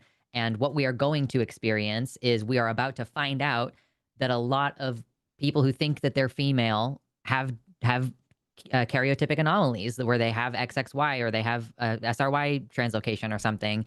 And so female athletes, like women, people who you just think are women, people who've even given birth before, are going to be disqualified from participating in the women's category. Obviously, it's a deep violation of privacy. I would guess that it probably should be in some kind of HIPAA violation. I don't really know the specifics of how HIPAA works, but it feels like it should be qualified as a violation Yeah. of that medical privacy. And it's unnecessary, and it's just going to harm a lot of people, like a lot of women who have worked really hard, who've done sports, their entire lives, who've worked hard to attain their place at the highest echelons of humanity at the Olympic level. And nope, turns out you get genetic tested after years and years of training and years of coaching and money spent and sacrificing in other areas of your life. And nope, you're not allowed to participate. Or like Caster Semenya, maybe you'll be allowed to participate in certain types of running or certain types of sport, but not other types of sport. So yeah, we're prepared for a clusterfuck. It's going to be terrible. Yeah. And I did see the percentages. So 92% said no and 8% said yes. So there is still time to get your answers in on kind of the main poll before next week, and we can see what the turnout is there. Yeah, So, on the posts page on our YouTube channel here on the line, you can actually, if you want to comment and explain why you do think that invasive genetic testing is good, please explain why you think that's good, and we'll discuss it next week when I'm on with Riverboat Jack. all right. So we still have a couple potentially contentious ones. Any preference? Oh, I think 7-4 has been waiting a little bit. Okay, let's do this one. All right, Eleanor. From Washington, pronouns are she, her. You are live on the line with Dr. Ben and Lux. What is your position today? Timing. Yeah. What a I was segue. just what? It was a segue into your topic, the genetic testing. Yes, what timing? What I was going to say is yes, it's a HIPAA violation. Yes, it's a massive invasion of privacy. But I think I have something of a scheme worked out, if you will, that might make it ethically not as dicey. And I want to hear what you guys think. Go for Sure. it. First off, sorry, I'm shaking a bit. It's All good. nervous. Listen, we don't go for the throat unless you start Yeah. interrupting and being a jackass. So you're fine. I know. I listen. So assuming you anonymize any results, like you don't publicize results, as long as qualifications and disqualifications happen in such a way that it's anonymized. So for example, when I'll take swimming as an example, when USA Swimming sends their list of qualifiers to the IOC, there could potentially be some sort of mechanism by which the qualifiers aren't disclosed until the IOC reviews it and sends it back, and then USA Swimming announces their qualifiers for the swimming events at the Olympics. I'm not that's super familiar with still swimming. It's been several years, and that's we still transitioned. that's still inherently, even if you try to keep it anonymous, it's not going to end up being that way. I mean, number one, it still violates Here's the other privacy thing. because you still I have to agree. send that It is information off to the violating privacy. IOC. Yeah, but then Here's the the other other thing reason. too is no, but real quick And on now that first reason. sorry. Yeah, can you hear me, Eleanor? Yeah.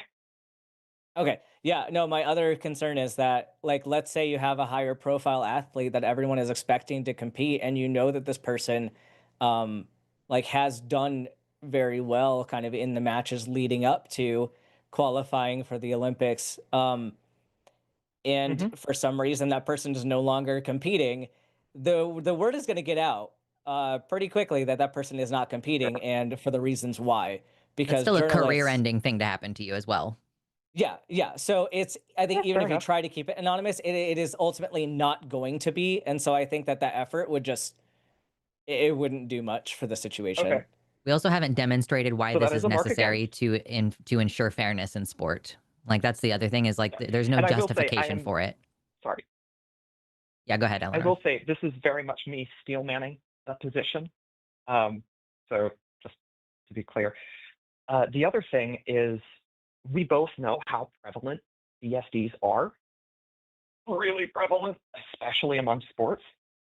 And part of me, the optimistic part of me, thinks maybe, just maybe, this will pull back the cover, so to speak, on just how prevalent they are, and if, and only if, and we both know this isn't actually going to happen, the IOC actually does some introspection and goes back and revises those policies, maybe there could be a good ending to this. This is like accelerationism. It's like, yeah, let's do something really bad and harmful to Yes, it is. people, and maybe something good will happen at the end. Where it's like, we should be demanding justification. We should be like, why? How does this protect women's sports? Because it's always fucking women's sports. Like, are the men No, I are agree. all going to be genetically tested? I haven't seen anything about that. I didn't read in depth about it. But so it's like, there's no well, the reason for justification for that, doing it. I occasionally hear men get brought up as trans men brought up, and I hadn't put much thought into this until recently, but testosterone is a banned substance. That's why there aren't trans men in the Olympics or anywhere else in the men's category. That's not true, I should though. say. That's well, in the women's category, no. But I mean, I can't even say that because there are trans men who are not on testosterone in the women's category. But yeah, just because testosterone is a banned substance doesn't mean that you're not allowed to use it without with a medical prescription. Because like Yeah. even cis men are allowed to use Really? testosterone if they have a prescription for it, and trans men will have a prescription. So that really wouldn't factor in. Okay. I would love to see your sources on that. I really do. Also, you mentioned those case I studies don't. about. That's not something I need to cite. Again, we're not talking about astronomically high steroid levels, right? Like, Oh, yeah, no, there I are know. criteria for what constitutes doping, and sure, different sports organizations have like different criteria for that. But if you are within the physiological range for cis men, which most trans men that are on T are going to be in that range, and most cis men that are in these sports are going to be within that range as well. Even if they're taking exogenous testosterone with a valid Sure. prescription, and they're within that physiologic range, that shouldn't be an issue, and they wouldn't be accused of doping in that case. It's not Yeah. like if you get it back and it's over like 1,300 or something, like, yeah, but that's clear evidence Okay. of you So doping. If it comes back and it's help me 800, understand that's something here. not. Yeah, I want Yeah. to read, because I just want to affirm that this is the fact. So there is an article on PubMed, the National Library of Medicine, that says people who engage in competitive sports should not administer exogenous testosterone, raising their blood testosterone levels beyond the range of normal. And there is a ban on doing that. An exception has been made for men with androgen deficiency due to pituitary or testicular disease. So on PubMed, like, yes, you cannot raise your levels Okay. above the normative range, but if you have low androgens as a cis man, supplementing it to bring you into the normal range is permitted in sport. Okay. So are you suggesting stealthing? Or sorry, not stealthing. That's a different thing.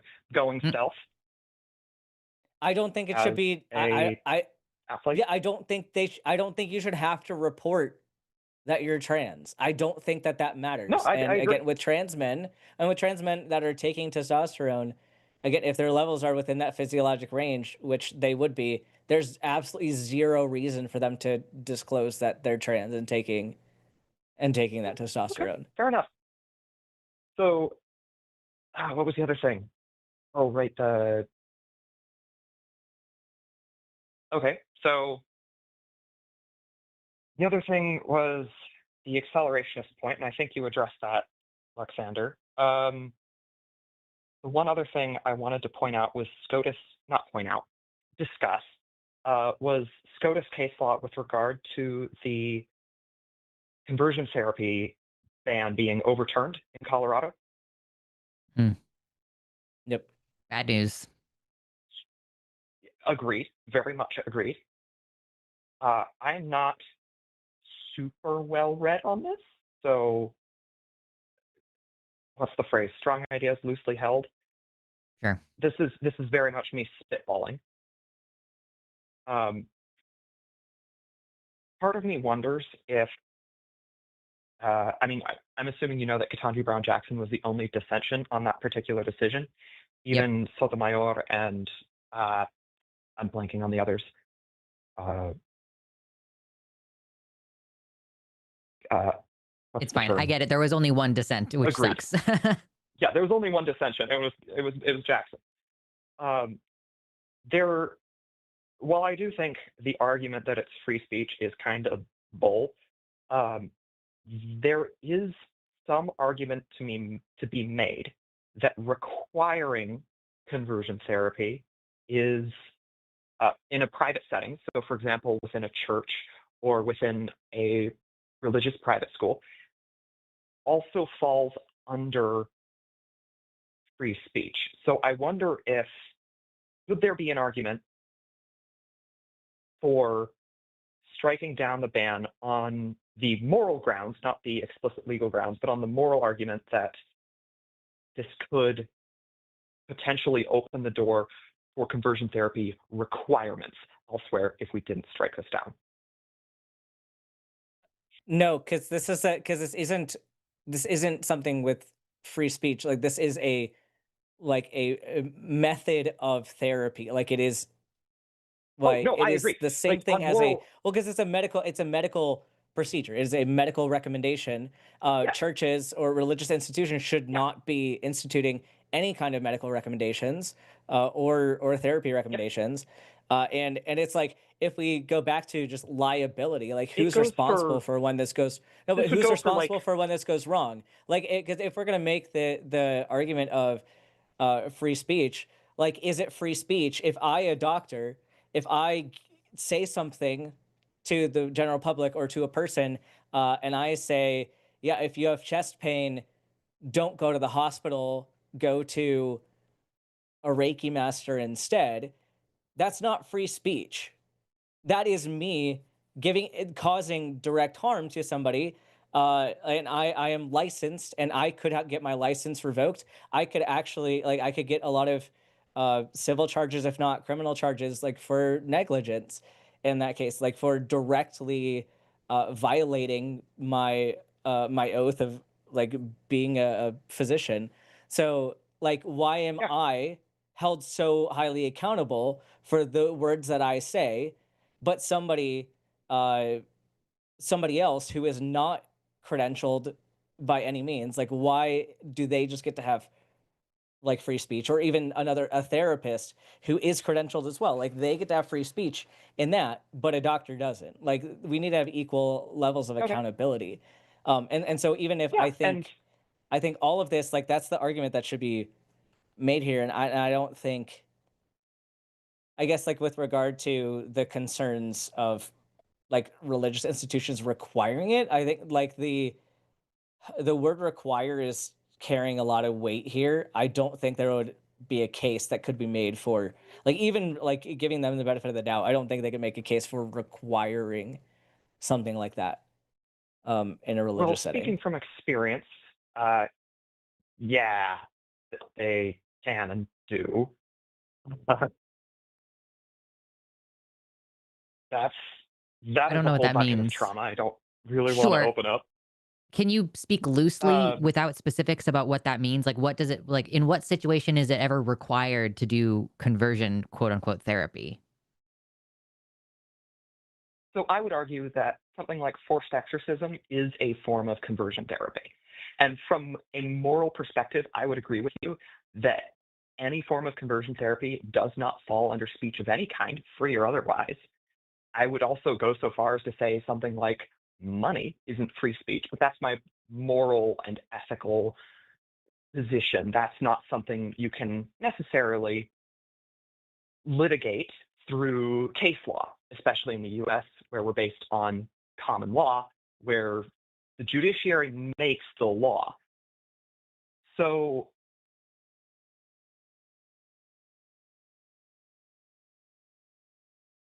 that clear enough to you? Well, I'm Not just trying to really. understand, like, so Mm. therapy is a medical practice, effectively. Like, it's a type of, you have to be licensed, Yeah. you have to be accredited. You can lose Mhm. your license if you do a malpractice. So I just don't understand what you mean when you say, like, there are situations in which that could be required, and then, like, comparing it to an exorcism is like, that's not medicine. Like, a forced exorcism isn't a Oh, no, medical I agree. procedure. Yeah. Okay, maybe we shouldn't call it conversion therapy then. We could call it conversion practices. That is a term I've heard used. Okay. Is that fair?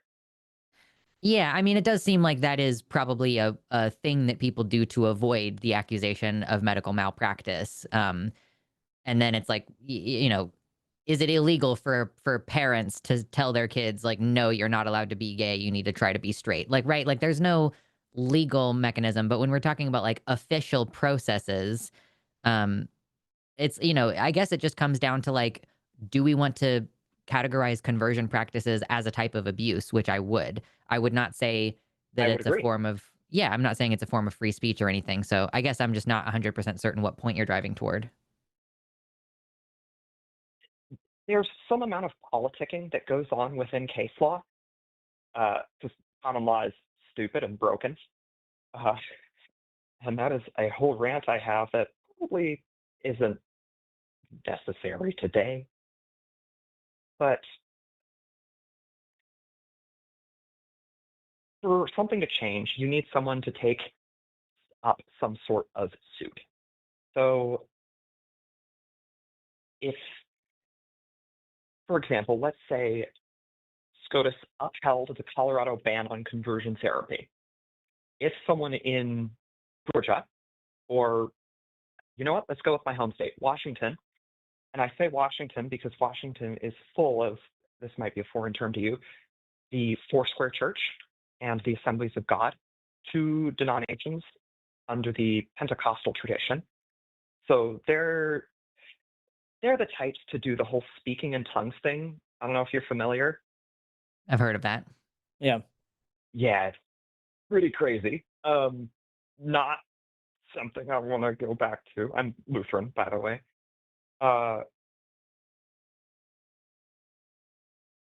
So deliverance ministry, which is a euphemism for forced exorcism, does often fall under that. And it is pretty easily argued that those sorts of leveraging, we'll just call it exorcism, leveraging exorcism for the ends of pretty much anything to do with queer identities of any kind is conversion practices and should be litigated as such.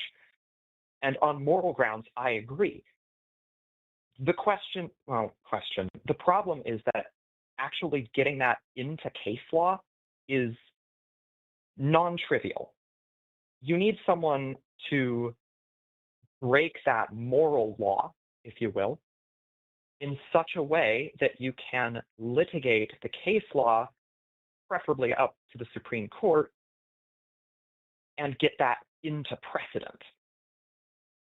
So someone going and doing conversion therapy against the Colorado ban isn't going to successfully categorize conversion practices at the SCOTUS level as abuse.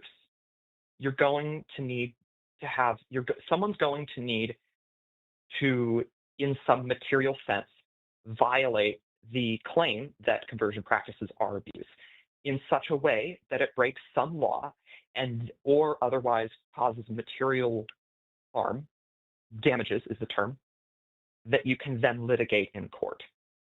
And that's non-trivial. Yeah, Does that make I sense? get that this is something like to really think about.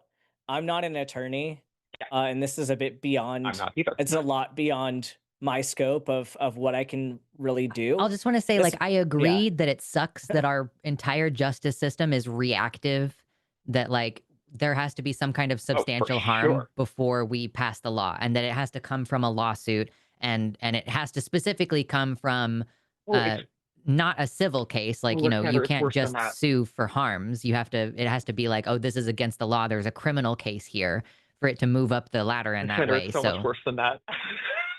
Yeah. Common law is so much worse than that.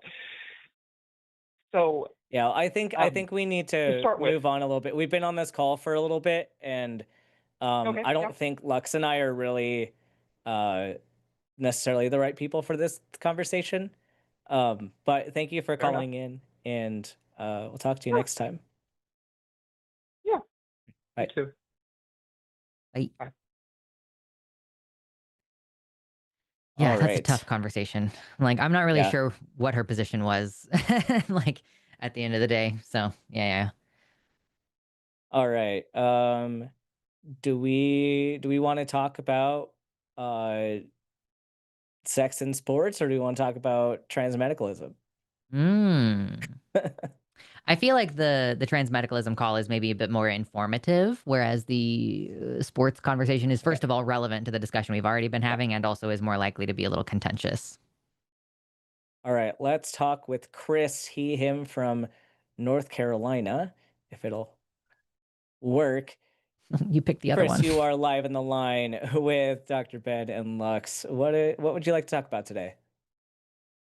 I'm trying to understand how transmedicalism is discrimination, because for the last several years I've been deconstructing. I'm an atheist, support LGBTQ and all that, but I see that term come up a lot as transmedicalism is discrimination. It's a problem. From what I understand from being trans is generally you have gender dysphoria, and you have to take. Well, I guess you don't have to take medication, but it's like usually you have to get like doctors and psychologists and stuff involved to like help you understand that you have gender dysphoria. So that sounds like a medical condition to me. So I don't understand why the transmedicalism, so to speak, is discriminatory. Can you explain your understanding of transmedicalism? Like, my understanding of transmedicalism is basically that it's something that happens in the community to gatekeep whether people can socially participate in the space of being trans. Whereas, like, I don't define transmedicalism as like the idea that you have to get a diagnosis to get medicine. So can you explain what you mean by that? Okay, I guess that's kind of what from what I understand by it, or what everybody's saying is like, yeah, you have to have gender dysphoria to be trans. Yeah. Well, those are kind of two different things. Like, so trans as an identity is just like identifying as a gender that is different than what you were assigned, or like is different than what your sex characteristics are. So trans is like how you understand yourself in relation to like the gender construct, and as that reflects on your own biology. And for that, like, that understanding of yourself is not in and of itself a medical condition. Dysphoria is the medical condition, and like, of course, Ben can speak to this more with more clarity than I can, but it's basically like you have to have a certain level of distress around how your identity is different than your biology. Like, that's like currently the system that we have is like you have to be distressed by it to a certain degree for a certain period of time or whatever. Sometimes there's an informed consent model for adults that just says, if you understand the ramifications of taking this medicine, we'll just kind of give it to you unless there's some contraindication or like some reason why we shouldn't give it to you because of another medical condition. So you basically like understand yourself as trans and then typically go through the medical process of getting your diagnosis. So you kind of see how those are different. Yeah. I probably need to look into it some more then. Yeah. And like, there's other things too about this. Like, if I undergo treatment and I come out the other end of treatment and I no longer have dysphoria because I've resolved all of the problems that I was having, then does that mean that I'm not trans anymore because I've resolved all of my dysphoria?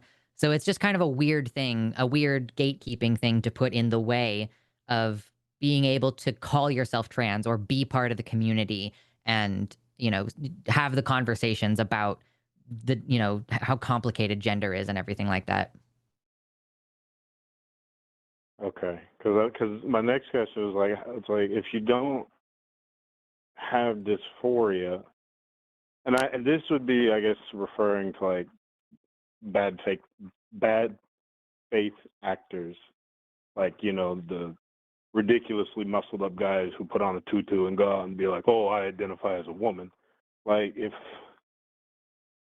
you don't have dysphoria anymore after you transition, then how would that be different than not? Because not all trans people transition, but they still identify as trans. Mm-hmm. Sorry if I'm not making sense. Yeah, no, you make sense. You're making sense. Okay, but yeah, if the bad faith actors, so to speak, can just be like, oh, I identify as a woman, and you don't need dysphoria, then how? Like, doesn't there need to be some sort of gatekeeping, so to speak? Not necessarily. And like, let's be real. Even if, let's say, there was somebody who really doesn't have a trans identity and just wants to see what they can get away with as far as putting on a dress and walking into a bathroom. If they walk into that bathroom and they just do their business and leave, I don't really care if they're really trans or not. Like, they didn't commit a crime. They didn't hurt anybody else. They didn't cause any kind of disruption. They just walked in, did their business, and left. I don't see an issue with that. But the issue, if somebody, put on a dress and went in the bathroom and assaulted somebody, the fact that they were in the bathroom wasn't the problem. It was the fact that they assaulted people. So it's like the crime in that case, the problem was the act of assault, and not the fact that they used the bathroom or wore a dress. So the whether or not somebody has a trans identity and like how they dress, how they socialize, all that stuff, if they're being kind to people, they're minding their own business, they're engaging like any upstanding citizen would, like, I don't see the issue with them having to prove that they're trans enough, or that they have to have some criterion that allows them to be in those spaces. I think we can evaluate good and bad faith actors as well. Like, I was reminded of this guy, Josh Cedar, or however the hell he says his name, who was like, I'm gonna pretend I'm trans and pretend like I'm representing the trans community and say inflammatory things like, yeah, I'm doing this because it's my fetish. It makes me feel good to do this and da-da-da. And I like being in women's spaces. And so I can evaluate whether somebody is making a claim in good faith or not. And I can choose whether to associate with that person. Or I could say like, this person is clearly just trying to get a rise out of the trans community. But honestly, I think the best thing to do in that situation is to be like, oh, hey, yeah, Josh, you're a beautiful woman. That lip color, man, that looks great on you. Like, that's beautiful, right? I think the best thing that we can do is like aggressively gender those people the way that they're pretending, because if they're not really trans, then that's probably going to bug them actually quite a lot. And that's like the most explosive thing that happened around Josh pretending to be trans was that a bunch of trans people were like, yeah, sure, I'll use she, her pronouns for you. You're a piece of shit. But like, some people don't necessarily take the stance that they will, like, I'm just going to call you a man because you clearly are one and you're lying. So there are some people who kind of take the other end of this as well. But like, affirming the gender that they claim to be, like, oh my God, I pretended to be trans and a bunch of people were super nice and accepting about it, is not like the gotcha that they're trying to create. And if Josh went and used a women's bathroom, like Ben was saying, and didn't harm anyone, then literally who cares? Like, I don't know. It's a strange thing that people do sometimes, but I can choose whether to associate with someone, whether I will, quote, claim them as being in the trans community. Or even with somebody who is trans, like Blair White. She is trans and she is a class traitor. And I can call that out without misgendering her or without denying her lived reality. I can say she's a piece of shit person, and that can be the end of the conversation, funnily enough, she's one of the few people that Yeah. got me into looking more into like trans stuff when I was first deconstructing. But that was several years ago. Yeah. Anyhow, okay, that helps me out a little bit. I just wasn't sure, yeah, if dysphoria needed to be a requirement, or I didn't think, yeah, it's like after you transition you don't have dysphoria anymore. Or well, I'm not saying you don't have it anymore, but you know, for a lot of trans people it'll go like down to where it barely bothers them or anything, and it's like Sometimes, yeah. Yeah. Yeah, And like and something sorry, yeah, else. go ahead. I was just gonna say that as far as the diagnosis piece for medical transition, um, they've added a bunch of different like ICD-10 codes to the whole thing that you can use. Because yeah, it's true that just in our health system you need to have a diagnosis in the system to get meds, but a lot of it is shifting from having to have a gender dysphoria diagnosis to you can put gender incongruence, and that just means that your sex assigned at birth is not the gender you identify as, and there you go, you can get your meds. So I think some of the language is shifting on that, so you can still have gender dysphoria there, but that is just in again uh the social distress or the physical distress of the dysphoria, and not necessarily having to have that to get treatment. And at least from a social standpoint, and I'm curious to know if this is going to be adopted by the medical community, we also sometimes acknowledge that maybe there isn't a strong sense of dysphoria, but that when you are starting to assimilate into your target gender, there is a pleasant sensation, like oh, now I feel good about this, where maybe I didn't feel particularly bad about it before, which is sometimes called euphoria in shorthand. So, I've known people who were just generally very depressed, and then they decided to try this form of treatment, and very, very quickly their brains responded to the new hormones and went like, oh, suddenly I don't have dissociative symptoms anymore, and I'm no longer having depression and depersonalization. So sometimes you might not have a clear indication of dysphoria, but once you make the social transition or try the medicine, because you can try hormones for like a month and it's not going to really do anything permanent to you, but it can kind of help inform whether it's helping your neurochemistry and everything. And it can help resolve feelings of depression and depersonalization in people who didn't know that they were trans until they started treatment. okay. Okay, yeah, that helps me a lot then. I appreciate that. Yeah. Okay, but yeah, I'll look some more into it. Sorry, I'm just trying to always broaden my understanding, bring in new knowledge and everything. And with all the crap going on with trans people in the Olympics and everything right now, it's brought it back to my attention. And I just, I like reading up, watching videos, all that kind of stuff. But yeah, I appreciate you guys. Thank you. Yeah. Yeah, Thanks, Chris. and thanks for doing your homework, Chris. Appreciate it. Have a great day. Hey, I appreciate you. Y'all have a good day. You too. Bye. Bye. All right. We have closed the Wait. lines because we're kind of Yeah, we closed the lines. Don't forget to get your $5 or more super chats in. We've got a couple more callers on the line. We're going to get to you. We've got 2 callers we're going to get to, and then we're going to do super chats, $5 or more. We will read them and get your votes in. Hashtag Dr. Ben or hashtag Team Ben, hashtag Team Lux. yes. If you say hashtag Team Mina, I will go torture my cat and bring her on screen. I have a new cat, and we've gotten to see her a couple times on my stream, but I haven't yet picked her up and showed her to you guys. So get your hashtag Team Mina, M-I-N-A, in there if you want to see the cat. Yeah, and whoever loses the vote gets to defend the silly position. And you can vote on that in the chat right now, actually. If you'd like to vote on what position the loser should defend, either cowboy aesthetic is masculine drag, looks maxing is dysphoria cope. There is so much jargon in that one that I love it quite a lot. Or watching Harry Potter gives you brainworms. And it's pretty tight right now. The race is pretty tight, so get your votes in. Yes. All right. Do you have a preference on one of these? I think I would like to take 23, and then we'll end on 2-2. Sounds good. All right. We're going to talk to, is this Martin? Do you pronounce it Martin? I don't know why it's not letting me click the talk button. Martin, he, him from the UK. You are live on the line with Dr. Ben and Lux. What would you like to talk about? So I wanted to ask you a few things about the sport issue, if that's okay. Sure. Go for it.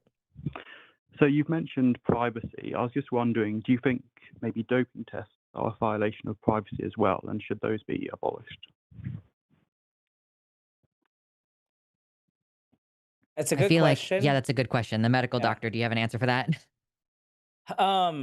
It is something that, like, there actually is a lot of debate around, because there is that privacy issue, but there's also the debates about, you know, how much is really making a difference for people. Like, do certain sports, like, I don't know, there's been discussions about, do people want to have like a doping division or a non-doping division, all that stuff. Just let it rip. Let it Is- rip division. Yeah. Yeah. So it's like, I think that I need to learn more about the specific debate surrounding that. I know that it is a pretty contested topic. I think there could be arguments for it being a privacy issue, but, and I think I know where you're going with this, is if and you can correct me if I'm wrong, but are you getting to if you consent to it, like if you consent to be in the sport, then this is something that you just have to do, and then that it should be allowed? Is that kind of where we're going with it? Yeah, I think that's a fair summary. I sort of mean it's hard to make the case that these genetic tests are a violation of privacy, but doping tests aren't. I think it would be difficult to make that argument. I think if we take the claim, then Yeah, I I think we think would there's end a up. difference here. I think there's a difference here in that doping is something that you can change, right? Like, you are exogenously putting something in your body, um, and you choose to do that. And each sport has their own regulations on what you're allowed to do as far as that goes. With your karyotyping, you cannot change your DNA. That is something that is kind of inherent to you. I mean, you can change certain aspects about your DNA, but it's like the way that you were born, the way that you exist, is the way that it is. Your chromosomes are your chromosomes, and so that being something inherent, I don't. I think that that's a different level of privacy, because essentially you're evaluating like something that you choose to do versus something that you just have. I will also say Um, that privacy is not the be all end all of the reasons why we oppose this. So I will say medical Yep. privacy is part of it, but a big significant part of it as well is I understand that the reason why they do this medical screening is to ensure fairness. And we can demonstrate, or to some degree, you know, Ben was saying this is even contested, but the idea is that we can sort of demonstrate that doping is enhancing performance in a way that would be considered unfair because other people are not doing it, perhaps, right? But like, we don't necessarily see an advantage, especially with like the example that we had earlier with another caller was we have case studies of XY females giving birth to XY females unassisted. So like they got pregnant and did the whole thing without intervention. So, you know, we can have females who are completely phenotypically female. They have the same sports performance as any average XX female, but they just have a chromosomal anomaly, right? So if it's not conferring an advantage, then there is a lack of justification for that particular type of testing, for that particular type of invasive, perhaps privacy compromising testing. Does that make sense? Yeah, it does. In terms of Ben's point, I would say that the doping tests aren't administered simply on athletes who are under suspicion. It's administered on everyone. So in that sense, you're right. Doping is a choice, and your chromosomes aren't. But the doping tests, they're administered to literally everyone, regardless of who they are. If they're at elite sport level, they do get a doping test. So in that sense, it's not just those who are under suspicion. It's everyone. Yeah, and that's the part that is largely up for debate. Like, that's where a lot of the discussion is right now, is um like the testing everybody versus the testing for certain suspicion. Um and so I'd have to look more into those specifics before I give a full opinion on that. But Yeah, and in terms of the issue of sort of should trans athletes be allowed to compete? I remember I debated this issue with Joe Varn, and I asked him whether he agreed that being a woman, under his definition, was ultimately a state of mind. And I would make the point that if we agree that being a woman is a state of mind, if we agree that trans women are women, then it kind of invalidates the whole notion of women's sport. It would be like having sport for extroverts or introverts. It would be like having separate sports categories for liberals or conservatives. Things that are indisputably a state of mind, we don't have separate sports categories for. So I think once you go down the road of saying trans women are women, then I think it makes it hard to make the case for having separate sport between men and women, if you see what I mean. Well, currently there are medical requirements. It's not just a free for all. So, whether I agree with it or not, there are, like, for trans women in sports, like, they typically have to be below a blood level of testosterone that's lower than many cis women have. And they have to be on hormones for at least a couple of years. So even within the whole you identify as a woman aspect, there are stringent medical requirements that people have to follow in order to be able to participate. So it's not necessarily a free for all. Now I have a more interesting conversation about the segregation of sports in general that we could have, but I'll just leave it there for the moment. Yeah, that there are stringent requirements, but there has actually been a lot of studies on people post-transitioning, and those studies, such as a study that was published in the BMJ, found that even after transitioning, there was still an advantage. So I would say that... and the even studies that would show an advantage, like, you have to think about what is that particular advantage and how much does that matter for that particular sport, right? And so that's why every sport has their own criteria of what they have to medically achieve before they're allowed to be in that professional sport. So it's like, okay, and just talking about physical advantages in general, like, there's something you could hypothesize being a bigger deal in those sports than they are.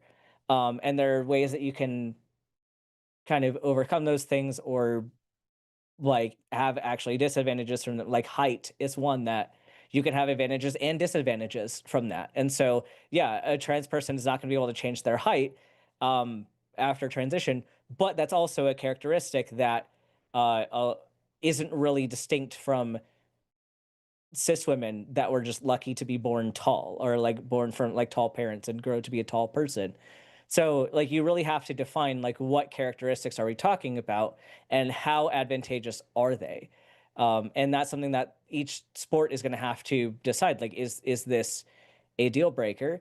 And even some of those things, like if we talk about somebody who's trans that went on medical therapy before puberty, like that person, if you're lumping them in with trans women or trans men or whoever you're talking about, like some of those characteristics are not going to even be present in those people. So this is why making a blanket decision on the fact that they're trans is going to leave more questions of which particular traits are we evaluating in what sport. I've also seen studies that indicate that trans women have disadvantages compared to cisgender women. So yeah, it's like, which metric are we basing this off of? And furthermore, whether there is an advantage, like Ben suggested with tall cis women, we need to be able to demonstrate that it's unfair, which is a critical element that I think gets missed sometimes here. Yeah, I mean, I've heard some people analogize between a trans woman and a very tall basketball player. Someone who's 7 foot tall has a massive advantage in a sport like basketball. And I've heard other people analogize between trans participation and something like, I don't know, a 20-year-old competing in the under-18s league. So you do find that different sides use different analogies when it comes to what they compare to trans participation. Yeah. So, I mean, my question really, if you are taking the position that sports should be segregated based on sex, like I want to if you think that there is some kind of unfair advantage conferred by all trans athletes, like I would want to understand like where the unfair element comes in, where we start discerning characteristics like, height and heart size and efficiency of hemoglobin production in the body. Like, I just, we're talking about an area of life where advantage is celebrated in most, like Michael Phelps with his freakish lactic acid thing that he's got going on. That is a deviation that is celebrated and not one that is considered unfair. So I'm curious to dig in on that a little bit. Yeah, I would say if we look at, for example, the fastest athletes on Earth, if you take the top 100 fastest athletes in any given race from 100 meters up to the marathon, they've all been men. They've all had XY chromosomes. So if we want women to achieve the status of professional athletes, we basically have to ensure that people with XX chromosomes have their own category. You know, female athletes like Kelly Holmes, Paula Radcliffe, they would never have won medals in the Olympics if the Olympics were simply co-ed. So I do think a lot of the arguments But the problem for is, Martin, you're not, those individuals versus those other individuals is not, they're not getting, you have to demonstrate that those advantages are purely because of that chromosome and not some other factor of their genetics, right? Like you can compare individuals to individuals, and like that's not necessarily, like there are too many variables for you to say that this is the causative thing. And like, yeah, you can see trends, but that doesn't mean that that's the difference that inherently, you know, makes it unfair, right? Also, Like, and trans this is women why, don't retain the same, like, yeah. they do not have the same stats as men. So we cannot say that because men have an advantage over women generally, which I'm not necessarily agreeing to that. But if we're going to take that assumption, you cannot then say, and therefore trans women have an advantage. Like I have seen studies from the IOC, which state that trans women have a disadvantage. And we have not seen a swell of trans women over the last 25 years winning in the Olympics, even though they're allowed to participate. So it's like we do not have a good argument that says trans women have an unfair advantage over cis women. You can't just rely on stats about men because they're irrelevant in this situation. Right. And the Yeah, I fact mean, that, like, if we think about variables that make cis men have an advantage, it's a lot of times like it's not purely the chromosomes, right? Like we're talking testosterone levels a lot of the time. Right? So there are other variables that are more likely to be the primary contributing factor than purely the chromosome. So to say that it should be sex-based versus like, what if we, I mean, like really what a lot of this comes down to is hormone levels. And that's really what we're talking about for a lot of these people. So why should this be based on like, or do you think it should be based on hormone level? Because if that's the case, then trans people would be included with the hormones that they most align with and not necessarily with their chromosomes. yeah, I would say it shouldn't be based on hormone levels. In, I think, East Germany during the Cold War, they basically had a state-sponsored doping system, and they took elite female athletes and they gave them testosterone, and their performances obviously increased, but they didn't reach the same level as a male. You know, if you take an elite female athlete, you give her testosterone, she won't reach the same level. So it's not simply hormones. But I do have a Well, study there's that other, looks. but again, Martin, there's other genetic, like there's other factors there as well as like the duration of the testosterone that they've been on, and other factors, such as training access, Funding like is a huge coaching, predictor of funding. sports performance. Yeah, so there's a lot more variables that you'd have to demonstrate that this is purely a like that chromosomes are the thing that we're chalking up to it, even in the absence of hormone changes. So you'd have to make the case, which a lot of the studies are not making that case, that like when you take a trans person and you put them on estrogen for long periods of time, we don't have data that suggests that whatever testosterone they had previously gives them an unfair advantage. Sure. In terms of looking at the studies, there was a research paper published by Loughborough University which looked at 24 separate studies on trans athletes. And the conclusion was that even 36 months after therapy, they suggest that the strength of trans women was still above that of cis women.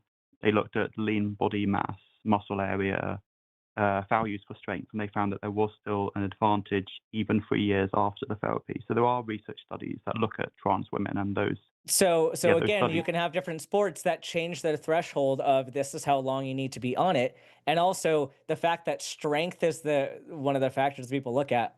Strength is often inflated as like seen as like this is a primary thing that is making a difference. What about other factors, and what about other sports that are not as reliant on strength? Like, what makes a good athlete is different from sport to sport. Um, and so I think there's a lot of heavy lifting by these very individual characteristics, and so we need to evaluate them like for what they are, and not just what we think they would be across the board with sports.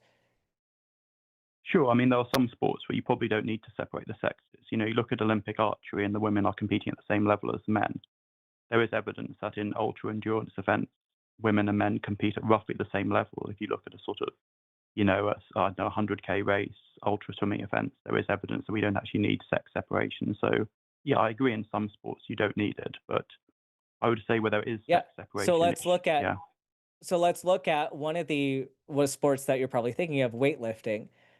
In the Olympics, like the one trans woman that has competed in the Olympics was in weightlifting, and she did not medal, and she did not last very long in the whole bracket. So if that's the case, like if the strength that this person had from having a testosterone based puberty or whatever, like if that's such an unfair variable to be present, then why aren't we seeing the results play out that way? Yeah, there's a difference between like studying in a laboratory setting, like, and looking at biomass indicators and everything versus like in practicality, how does this actually bear out, right? Like, trans women allegedly have more muscle, but they're also on average moving larger skeletons than cis women are. So they've lost strength, but they still have the same size bones that they got to move around. So like, yeah, we can look in the laboratory and see the distinctions, but when we're looking at actual performance, we don't largely see trans women dominating and the end of women's sports where women aren't even able to compete anymore. So I fail to see a justification for a broad, and like we haven't even addressed, Martin, trans people who transition as children who don't go through like their natal puberty at all. So we can't have a blanket ban on trans people because that doesn't account for people who don't have the supposed advantages that we're discussing. Yeah, I mean, I would say people say they've been allowed to compete since 2004. It is ultimately at the discretion of your own sports governing body in your country of residence as to whether you compete. The vast majority of countries would not select a trans woman. But we're looking at we can look at an international competition called the Olympics, and we do not see evidence that trans people are dominating the sports, even though they've been allowed to participate. So what justification is there for blanket banning trans women from female participation, or like from women's category? I would say the justification lies in the fact that ultimately you have to have a clear criteria for separation. And is that separation going to be gender identity? We have a clear, you have to be below a certain level of testosterone and you have to be on estrogen treatment for at least 2 years. We have criteria to allow for fair participation with dignity.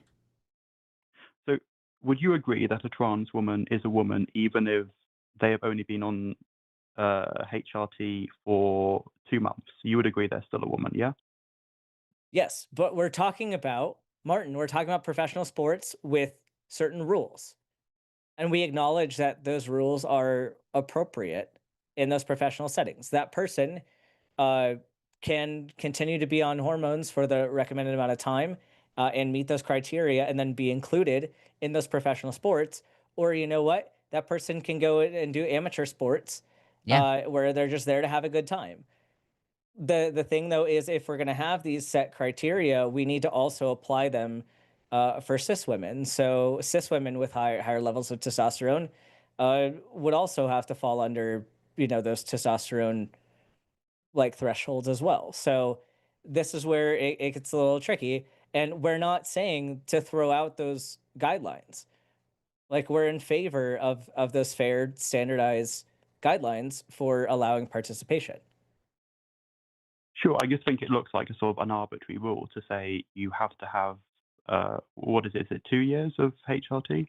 It just seems so arbitrary, like they've just drawn a line in the sand, but there's no clear reason for why they chose that Well, so particular time each limit. sport, we've already said we're okay with each sport having its own relatively arbitrary amount. Like, if the runners have to have a certain standard and the gymnasts have to have a certain standard, if professionals in that sport have looked at the data and have made their own determination, maybe it should be 36 months for some situations. I don't know.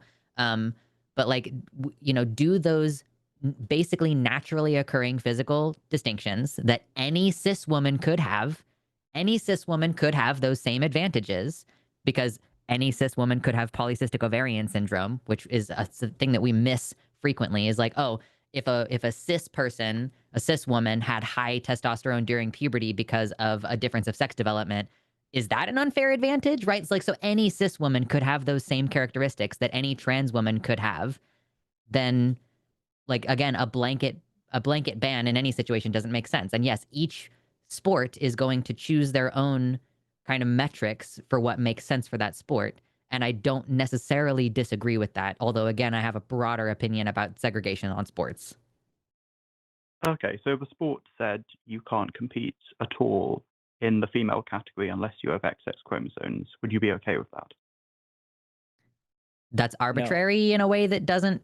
We have no evidence that that is an indication for performance. We do have some evidence that testosterone plays a key component in sports performance. Like, there's a lot of factors that go into this, actually, that it's much more nuanced than people think. So I don't think it makes sense. Obviously that is the stance that the International Olympic Committee has taken as of like very recently. And I think it's bullshit and stupid and discriminatory. And it requires that every female athlete could potentially have a career-ending genetic test. And like, so there are many reasons besides trans people that I think that that's unethical. Right. I mean, in terms of the tests, it would pick up on an intersex condition, but that doesn't mean that their career ends. It just means that they may be assigned to a different category. I'm sorry, I missed that. Can you repeat? So it doesn't mean that their career necessarily ends. It may just mean that you get assigned to a different category if you have XXY chromosomes, or is it Sawyer syndrome?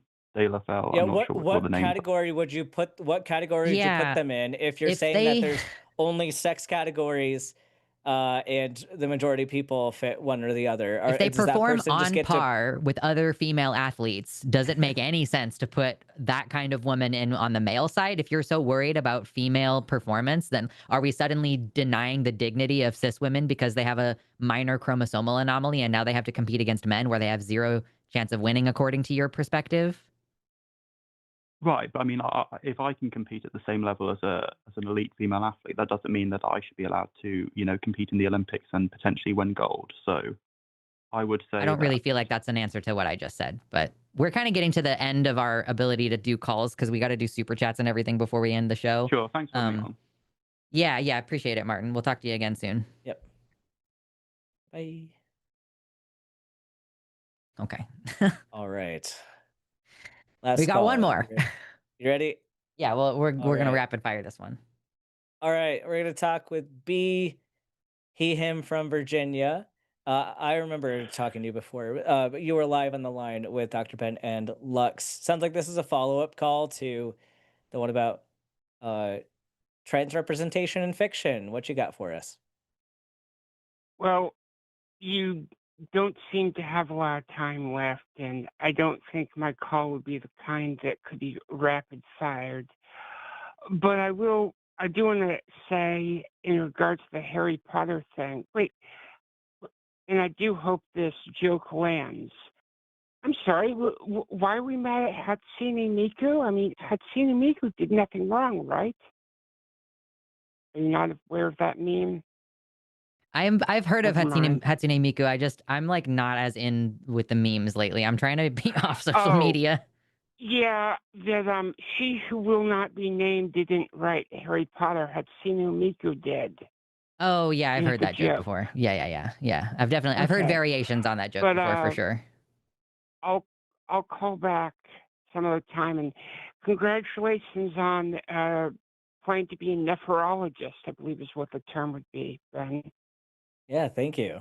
I think honestly, B, the best thing you can do is get a sensitivity reader because like that is like a whole job that people have, and what represents good what constitutes good representation for trans people is a very unique and difficult topic to navigate, and I don't necessarily feel like I'm personally qualified to help someone write a trans character, if that makes any sense.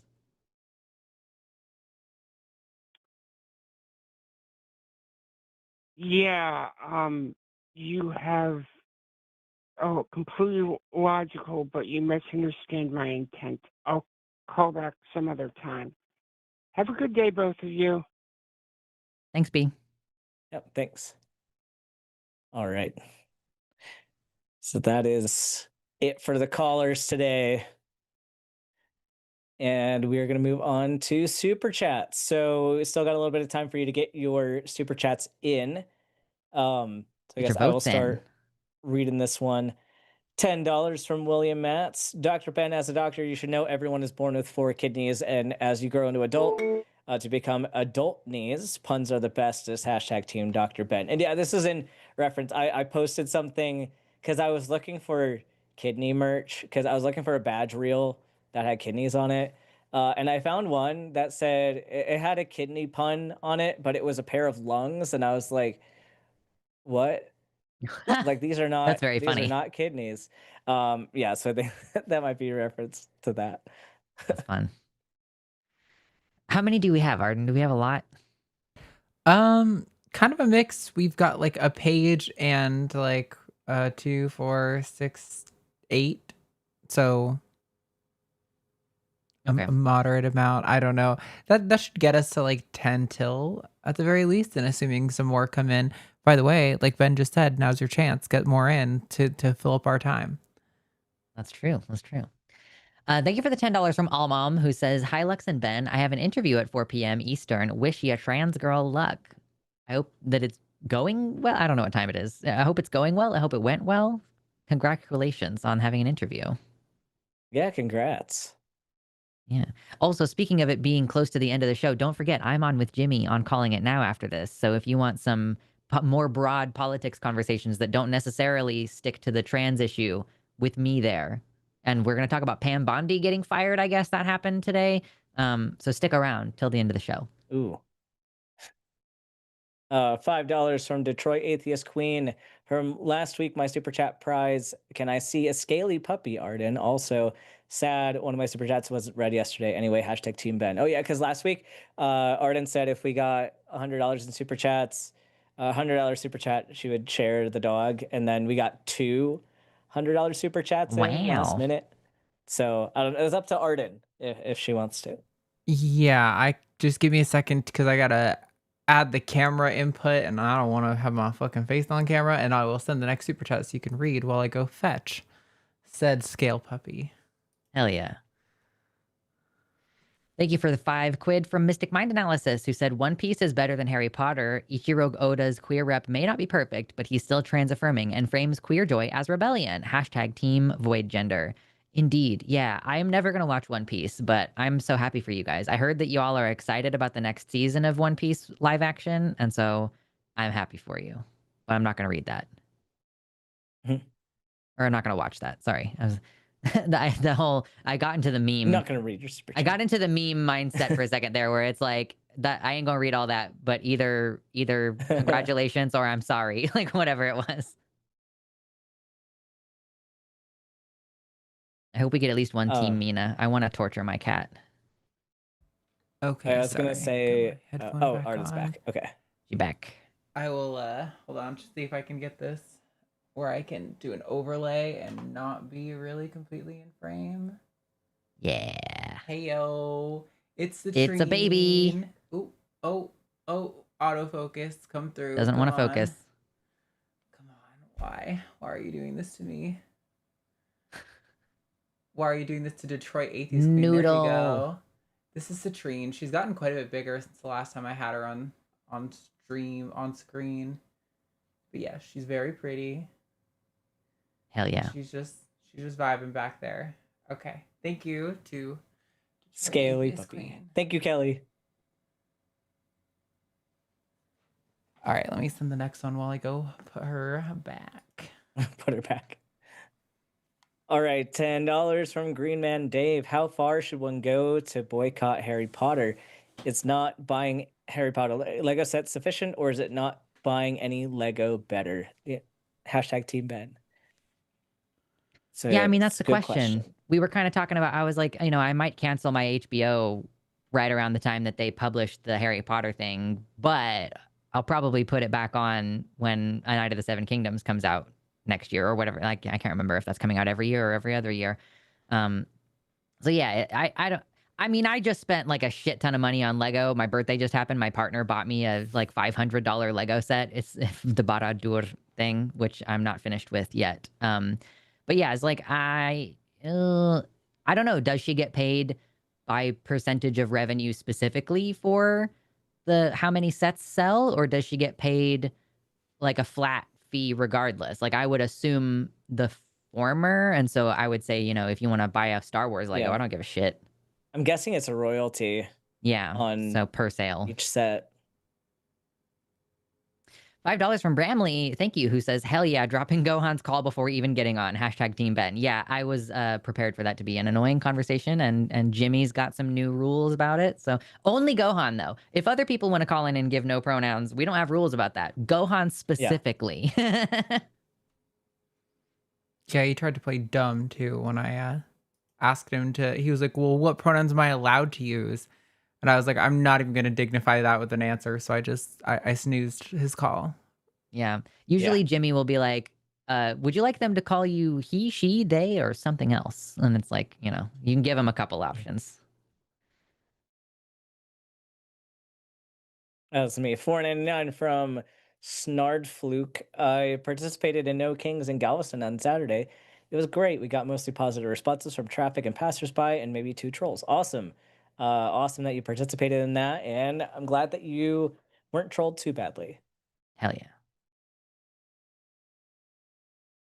Thank you for $5 from Michaela, who says, Pam Bondi was just fired. I just got off work, so apologies if you already knew that. Hashtag Team Ben. Dr. Ben is inspiring to me as a pre-med. Thank you. Hell yeah. Love that. Yes, Michaela. And if you want to keep watching my regular channel, I'm gonna have some more pearls about life as a resident and all that stuff. So hope to see you around there. Yeah.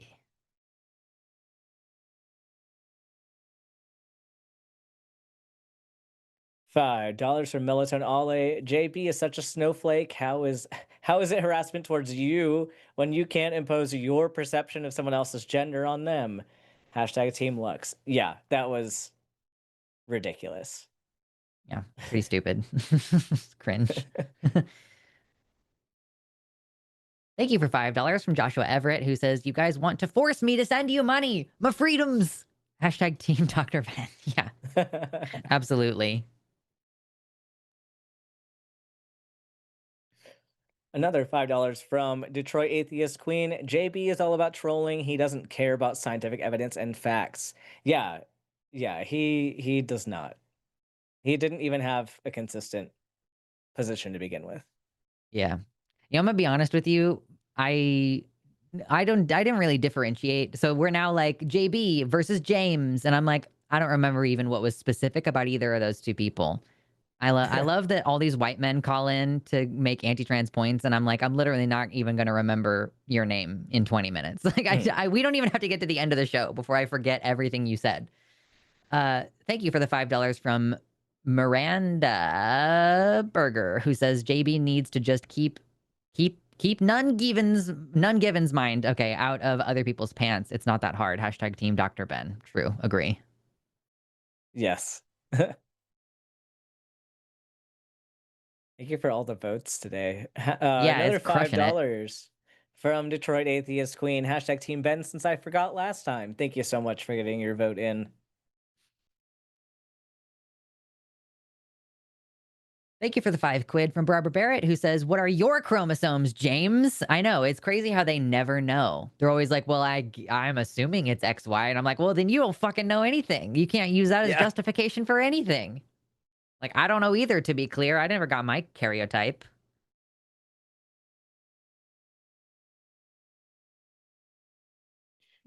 $5 from Space Barbarian.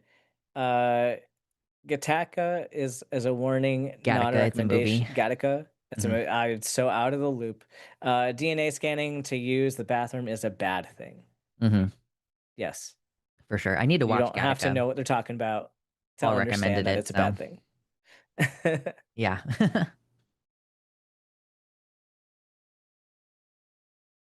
Thank you for $5 from Green Garbador, who says, I wonder which public restroom James thinks Albert Cashier, Civil War veteran, should have used. Did he get his pee-pee blown off?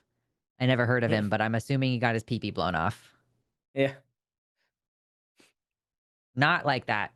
Man, I gotta watch my phrasing. And he had a great time. Yeah. God, I would kill myself. $5 from Shadowhaven. Can't call in today due to voice not cooperating, but here in support. Might try next week. # Team Lux. Thank you for your super chat. He was an Irish-born American soldier serving in the Union Army during the American Civil War, became famous as one of the at least 250 soldiers who were assigned female at birth and enlisted as men to fight in the Civil War. Okay, so that's a trans man. Cool. Maybe he still wanted to get his dick blown. Exactly. God. Oh, God. Did you read this one? Do I need to read this one? I just read that one. Okay, cool. Thank you for the $10 from Miranda again, who said a hairstylist can face legal consequences for giving a client bad advice. So, of course, a therapist's speech can be regulated to not provide, quote, therapy that is known to be harmful. Yeah, I think the free speech argument it's like one of the weakest, most weaselly arguments I've ever heard. And like, yeah, like you said, Ben, your speech as a doctor is curtailed or regulated. It's not protected in that way. Yeah, like you could, you can't just say like, you're fine. And then they fucking die the next day. Like that, there would be suspicion. There's a paper trail around that. Yeah, and even my speech isn't protected when I'm off duty. Like that's why doctors aren't on the internet. You have to say like, this is not medical advice. I'm not your doctor. Yeah, because I can still be sued even if I don't know you and even if I've never tried to get payment for medical service. If there's any advice at all, I can get sued. So like that should be the same thing for therapists. And normally it is the same thing for therapists, but somehow not for this one issue. Yeah, it's pretty dumb. $5 from Joshua Everett. Just accept people as they are, accept their decisions, and respect their process. Support when they ask for it. That's the whole thing. # Team Dr. Ben. Yep. This is true. And thank you for the vote. Are we going to make a comeback? I see a lot of people putting in their super chats with no vote. Look at this disparity. We got to make the last minute comeback, make it heroic. Did you just skip one that I didn't actually read? Wait. Oh, did we not? I thought that you switched it and then I hadn't read it. No, you did read that one. Okay, cool. Sorry. I just read that one. I'm only half paying attention. No, we're good. Apparently. Conspiracies. Yeah. Thank you for $5 from C. Gray. CGP Gray? No, I don't know. As frustrating as James' position was, I love discussions that focus on science and reason. It even ended positive without a crash out. # Team Lux. It was a little bit gratifying to have somebody go like, okay, well, no, I guess you got me. Can we move to something else? Like, nope, sorry, we don't have time for it today, but thank you for acknowledging that you were wrong. That doesn't happen very often. He was being toxic as hell in chat, too, before he called in. Oh, that's funny. Yeah. Got him. $5 from BB Bunny. I've actually wondered if I'm still trans after the dysphoria is gone. That certainly started a few spirals. # Dr. Ben. We'll miss you, Dr. Ben. Yeah. I guess if your dysphoria is gone, we're not trans anymore. Yeah. So you're no longer in the club. You want.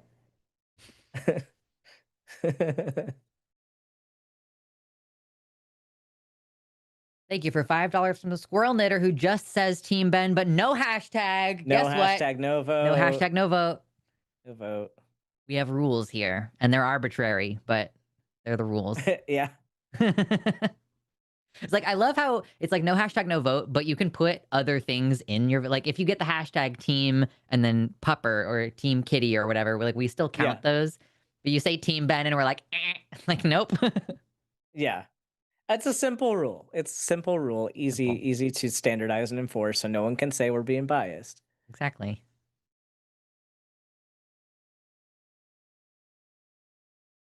$10 from Sasha La Cosmique. My real ID just expired. I was hoping I'd be able to get a non-binary X marker this year. Is that going to cause too many problems with the Save Act, travel, and everything? That is definitely something to consider.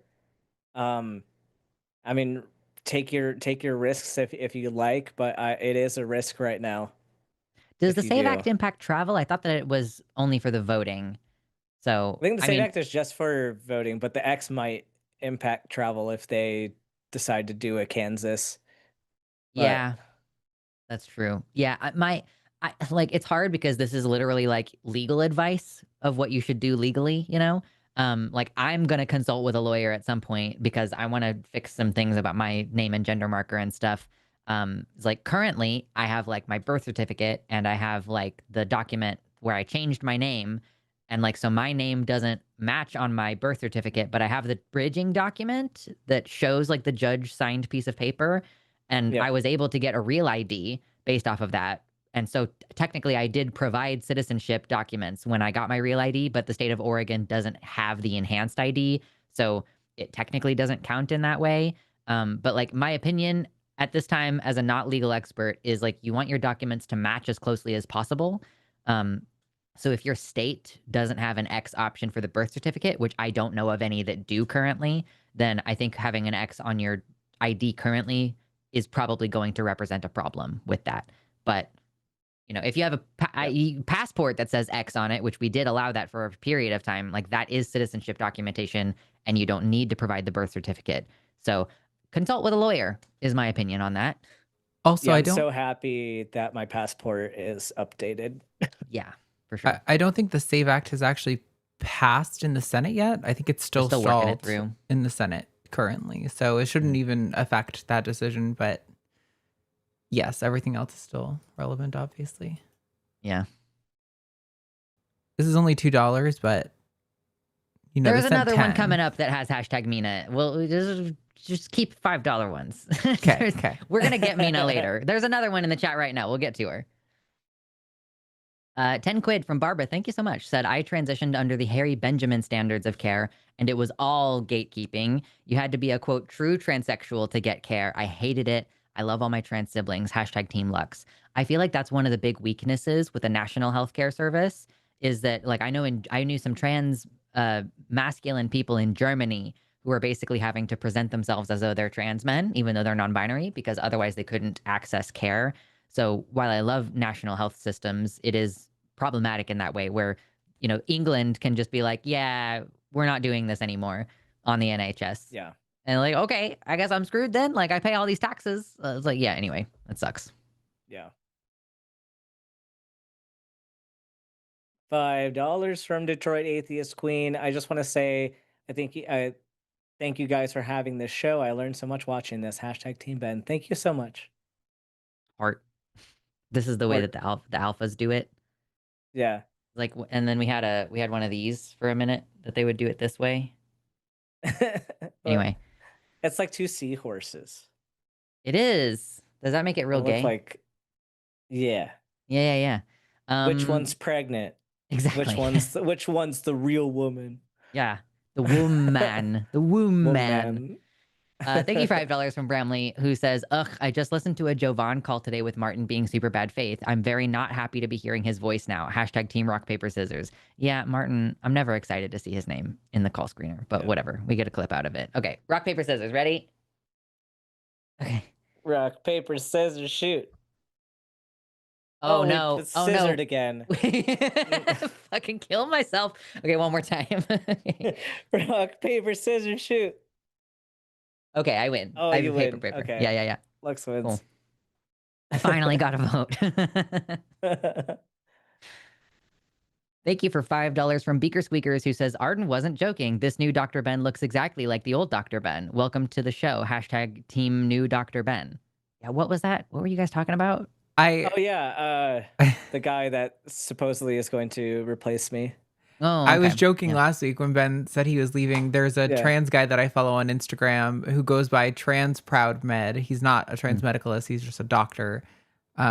He has Charlie Adams listed on his profile, who is dirty blonde hair and blue eyes and a trans man who's a doctor. So I was like, oh, we just get a new Dr. Ben in. Yeah. Just swap you right out.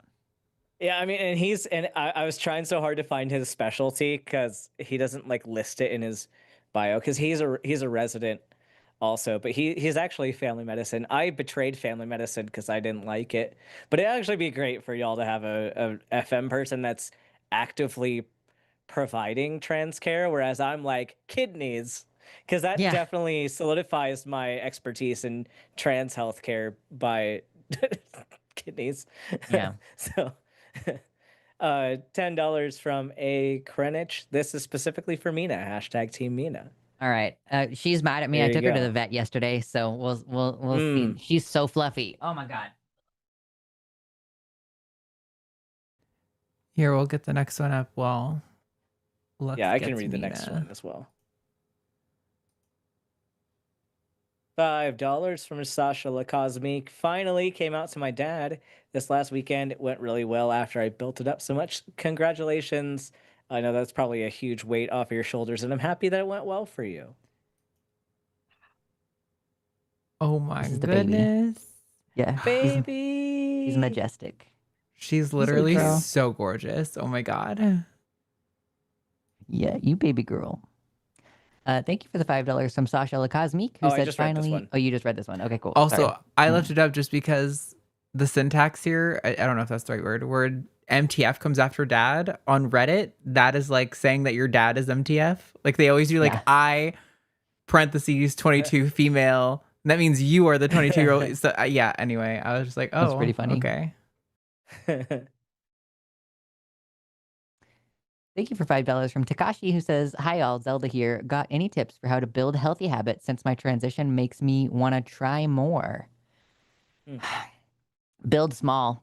You know, start with like, if you're going to try meal planning, try just like starting with 1 day a week and then go to 1 week. And then I'm now at a point where I have a full month calendar of meal planning. So just kind of start with one step at a time.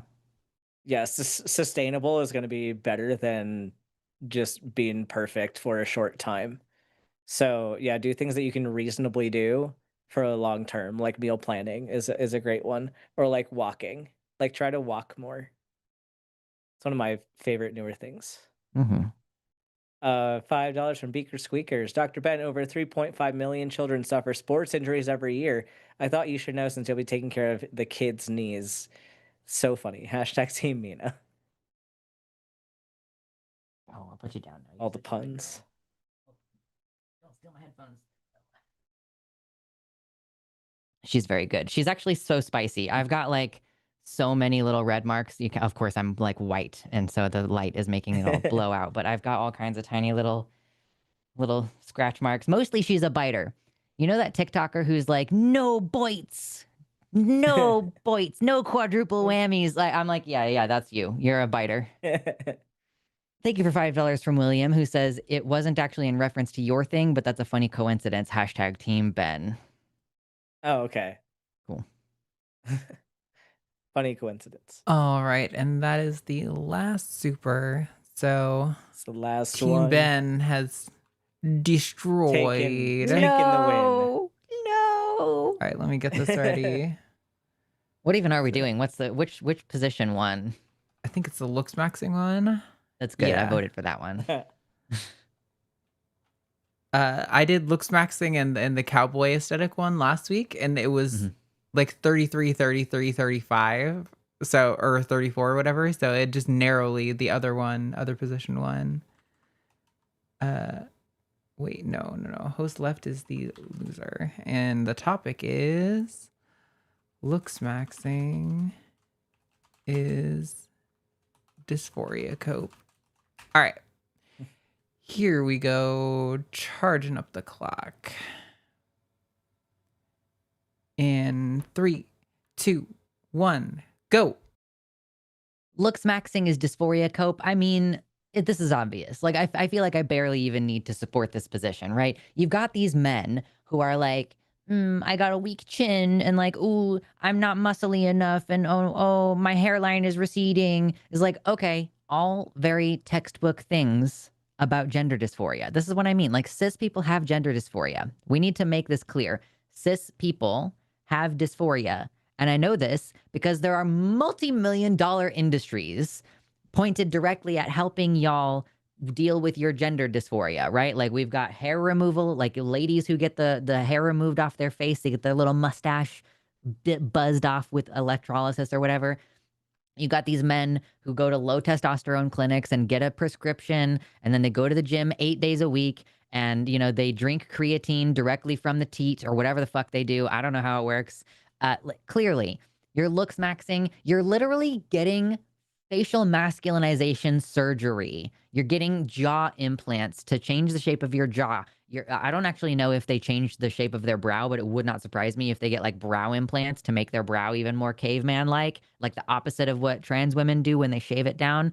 So yeah, like, you're coping hard. You're so dysphoric. You're so uncomfortable with yourselves and uncomfortable in your bodies, and you have no personality whatsoever, or you have dog shit personalities where you want to hang out on 8chan all day long. It's like, like, clearly, you're just coping. You need to work on some self-acceptance, okay? You know, listen, I don't mind if you want to go to the gym like 4 days a week, right? Like, you know, being strong is good, but you gotta be reasonable, you know? Like, why are you getting your shin bones broken so that you can make yourself taller, okay? Stop coping. It's okay. You can be like a little bit, you can be a skinny twink, and being a twink is acceptable, right? In society, it's okay. Looks maxing is dysphoria cope. I love doing it like a spelling bee, where like I say it at the beginning and the end. And say it at the end. Hard disagree. Being a Takes twink is extra not time. okay. You should be ashamed if you're a twink. Just transition Bears already. only. Bears only in this society. Exactly. All right. Well, we got like 4 minutes until Yeah. we Should I have do the to schedule route again? Just everybody review the over. schedule at least the next couple days. Yeah, Yeah, hit we it. can do that again. Yeah, so don't forget, y'all, we've got Calling It Now on the Jimmy Snow and the Lion channel, where I'm going to be, after this, you know, just, I'm going to take a little break and feed my cat, give her wet food for the day because she deserves it. She's a princess. But other than that, we've got lots of shows. Calling It Now, we're doing more and more frequently, almost like 5 days a week now. But if you just want to stick around for the atheism conversations, we have, let's see, we have a new show this weekend. It's going to be at 7 p.m. Or hold on, no. This is showing me Central Time. So this one's going to be at 5 p.m. Central Time on Saturday. We've got Justin Deconstruction Zone with his girlfriend Sarah on the Devangelicals. So check that out. It's the first time we're doing that show, and we're hoping it's going to be a new regular Saturday show. Then we've got Sunday Show with Matt Dillahunty and Austin Archer as the guest. Sunday Show After Dark, we're going to have Forrest and Eric Skeptics and Scoundrels. Monday, we've got Skeptalk with Forrest and Dr. Adair, which is good conversation. I'm looking forward to that one. Chewed Gum next week with Taylor and Alyssa, as usual. We've got The Hang Up next week with Matt and guest Brady Goodwin.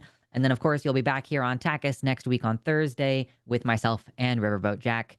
And that's what we've got going on over the next week. What do you got going on over the next week? What are you doing? What am I doing? Yeah, so I didn't announce trivia earlier. I got trivia nights every Friday, and that is something I won't be able to do like every week when I go back to training, but I'm gonna still try to do it when I can. It's at 9:30 p.m. Eastern time on Fridays. So come hang out, do some trivia. Everyone can play inside chat. And then Medical Myths, we have one this Friday or Saturday. And I'm reacting to more RFK. I'm the RFK Jr. reaction channel. Like that's what it is turned into. And if y'all didn't know, you got to see Ben now, because Ben's about to become a full-time doctor and move across the country again. So he's going to be stepping down to a guest role here on TACIS, and you might not have as much time to do those trivia nights. So if you want to get your parasocial time in, you got to do it now. Yep, absolutely. Oh, we got 1 minute. 1 minute left. It's the final. Nope, kill me. I don't know. That song gets stuck in my head bad. It's like the fucking Eye of the Tiger. Those two songs just get in there, and I'm like, please, I can't deal with this. I don't want to. The earworms that will never leave your brain forever, forever. Well, stick around, everybody. In about 30 seconds, y'all are going to get shipped off over to Calling It Now with Lux and Jimmy. Woo. Yeah. Hey, and don't forget, there's all kinds of ways that you can support the show. You know, we've got our Patreon. Clicking like on the videos helps a bunch. You can give our super chats and super thanks when we upload our videos. Also, I don't ever mention this, but don't forget to check out The Line Edge, where we post some of our more political posts or political videos rather than just sticking with the theism theme that we've got primarily going on here at The Line. So yeah, make sure you check all those things out. Yep. Thank you to our crew, mods and screeners. We had Jess screening today, and then Arden picked up the screening. We've got Arden producing. Thank you so much. Thanks to our mods in the chat for keeping things chill and copacetic. Thank you to our patrons so much. Patreon.com/calltheline to support us there, support the whole channel, and not just us here on TACIS. So thank you, everybody. We'll see you next time.